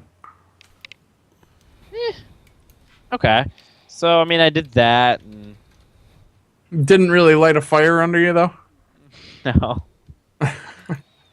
I mean, I was convinced and bought it within 15 minutes of when I got home that night. Yeah, So, I'm excited to link our accounts so I can play it. You might like it a little more than me. I don't know. I shouldn't say I didn't like it. It's a hockey game. Yeah, I don't know. I miss NHL. What was it, 11? 11. Yep. So good. It was so good. Just NHL 15, 16. Sorry, doesn't have it. I'd be interested to see what Dave in Boston had for like feedback on this game because I know he likes it. I'd like to know why, as compared to like last year, what he likes more. Yeah. It's definitely better than last year. Well, my God, of course. It's not a steamy pile of shit. Yeah, there's actually features in the game. I don't know. I'm waiting for the players like Eichel and McDavid and all the other guys to play their first NHL game so they can do the roster update and put them in. Yeah. But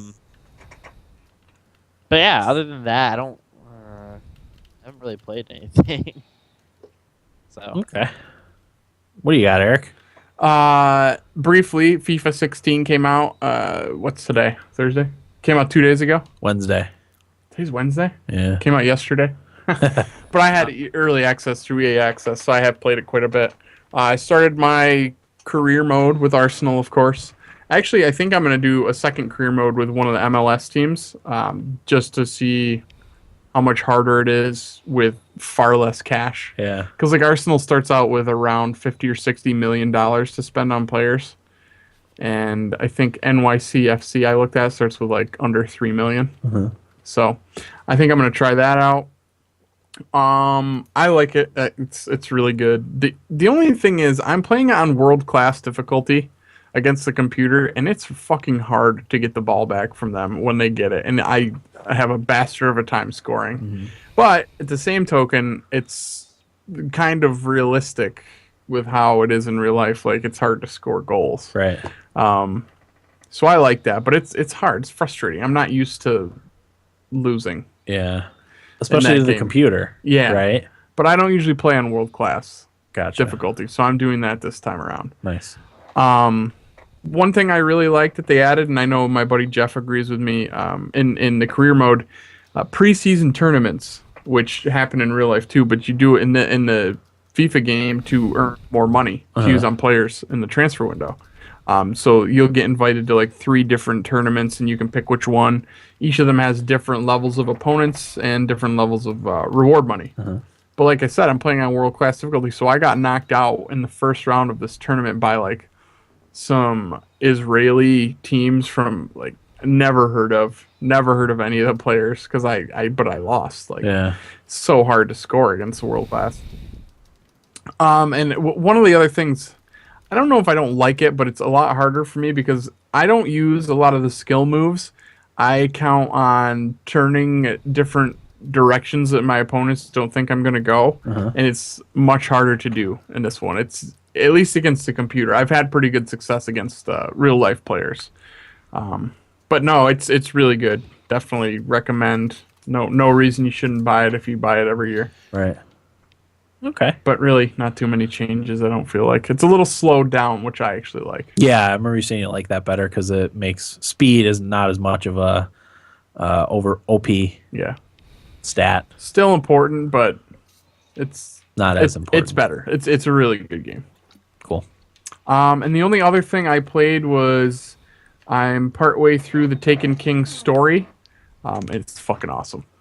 But we're going to talk more about it next week. Yeah, I've heard good things. Yeah. Excited to hear about it. I unlocked the Hunter subclass. Third subclass, and it's great. Nice. Started at Titan because you get the item to make whatever new character you start automatically level 25, and they give you new gear also. Yeah. So I didn't make a Titan. I made a Warlock. Tito tried to talk me into a Titan. Oh, gotcha. But I was already in the process of making a Warlock, so I stuck with it. That's what I used when I played. Yeah, I've Warlock. only used the Hunter up until then, so excited to do that. I'm level 35. So hoping to get leveled up far enough to do the raid. When does that come out? Do you know? The raid? Yeah. It's already out. Oh, I thought the new raid was delayed after the game came out. Oh. I know Tito tried it the other night. Gotcha. I don't know how it went, but it's really good, though. Nice. Yeah. I'm looking forward to next week. Okay. To talk about it. Yep, that will definitely be our episode next week, come hell or high water. Right? Didn't I say that last week? Yeah. I don't remember, but okay. I played two things this week. I played Skylanders Trap Team, which I was desperately trying to finish before Superchargers came out. It didn't happen, but I'm just gonna finish Trap Team by myself. I think I have 3 more levels to do, so I'm just gonna hammer that out in my free time. Trap Team me and my wife never really got into, but Superchargers we both like a lot better so far. Superchargers is the one that adds vehicles to the game. If you're on the live stream, they're right there in front of the camera. And what's different about it is it has open world. It has both open sections where you control your vehicles, and also has racing courses, kind of where you control your vehicles. The vehicles being the new mechanic in the game. And one of the cool things about it is previously there was goodies, I guess, for lack of a better word, hidden behind doors of whatever the special mechanic was. Our first game we played was Swap Force, so it was the elemental characters that were swapped. Where there was doors that you had to go through that. In last year's game, Trap Team, you had to have the creatures and traps. So you had to have a trap for every element. You had to have a trap for every element, and you had to have the creature in the trap to be able to use on whatever level to do quests. So that was kind of a pain in the balls. But this one, you only have to have a land, sea, and air vehicle to experience all the content, which is great because you don't have to buy as much as you usually do. Nice. So that's a good thing. It comes with a land vehicle, which for us, we got the Wii U version, so it came with the Barrel Blaster, and it also came with the Donkey Kong Amiibo Skylander mix, which is cool. It can be used for both. A really cool character to use in the game too, which is nice. And we bought a sea vehicle, which is the little stingray looking thing down there. It's called Sea Shadow. And we just have to get an air vehicle now. We'll be able to experience the entire game. Like I said, which is awesome because we already have probably 25 Skylanders maybe. So it's nice that we don't have to invest a lot. We have maybe 4 or 5 different traps from Trap Team. Of various elements. But yeah, right off the bat, when we fired up Superchargers, it asks for a difficulty level. And there's both beginner for little kids that want to play and just experience the story. It must not be very difficult combat-wise, all the way up to there's 4 different difficulty levels. With the hardest saying you need an army of Skylanders to beat, which I think is awesome. I don't remember any of the other ones having difficulty levels. But it also it's nice too because it feels a lot better than Trap Team felt kind of soggy, I guess, and I'm sure that Swap Force felt soggy too, but I really noticed it in Trap Team. But in Superchargers, it feels the controls feel a lot tighter. It feels like a lot better of an action game. Soggy, muddy.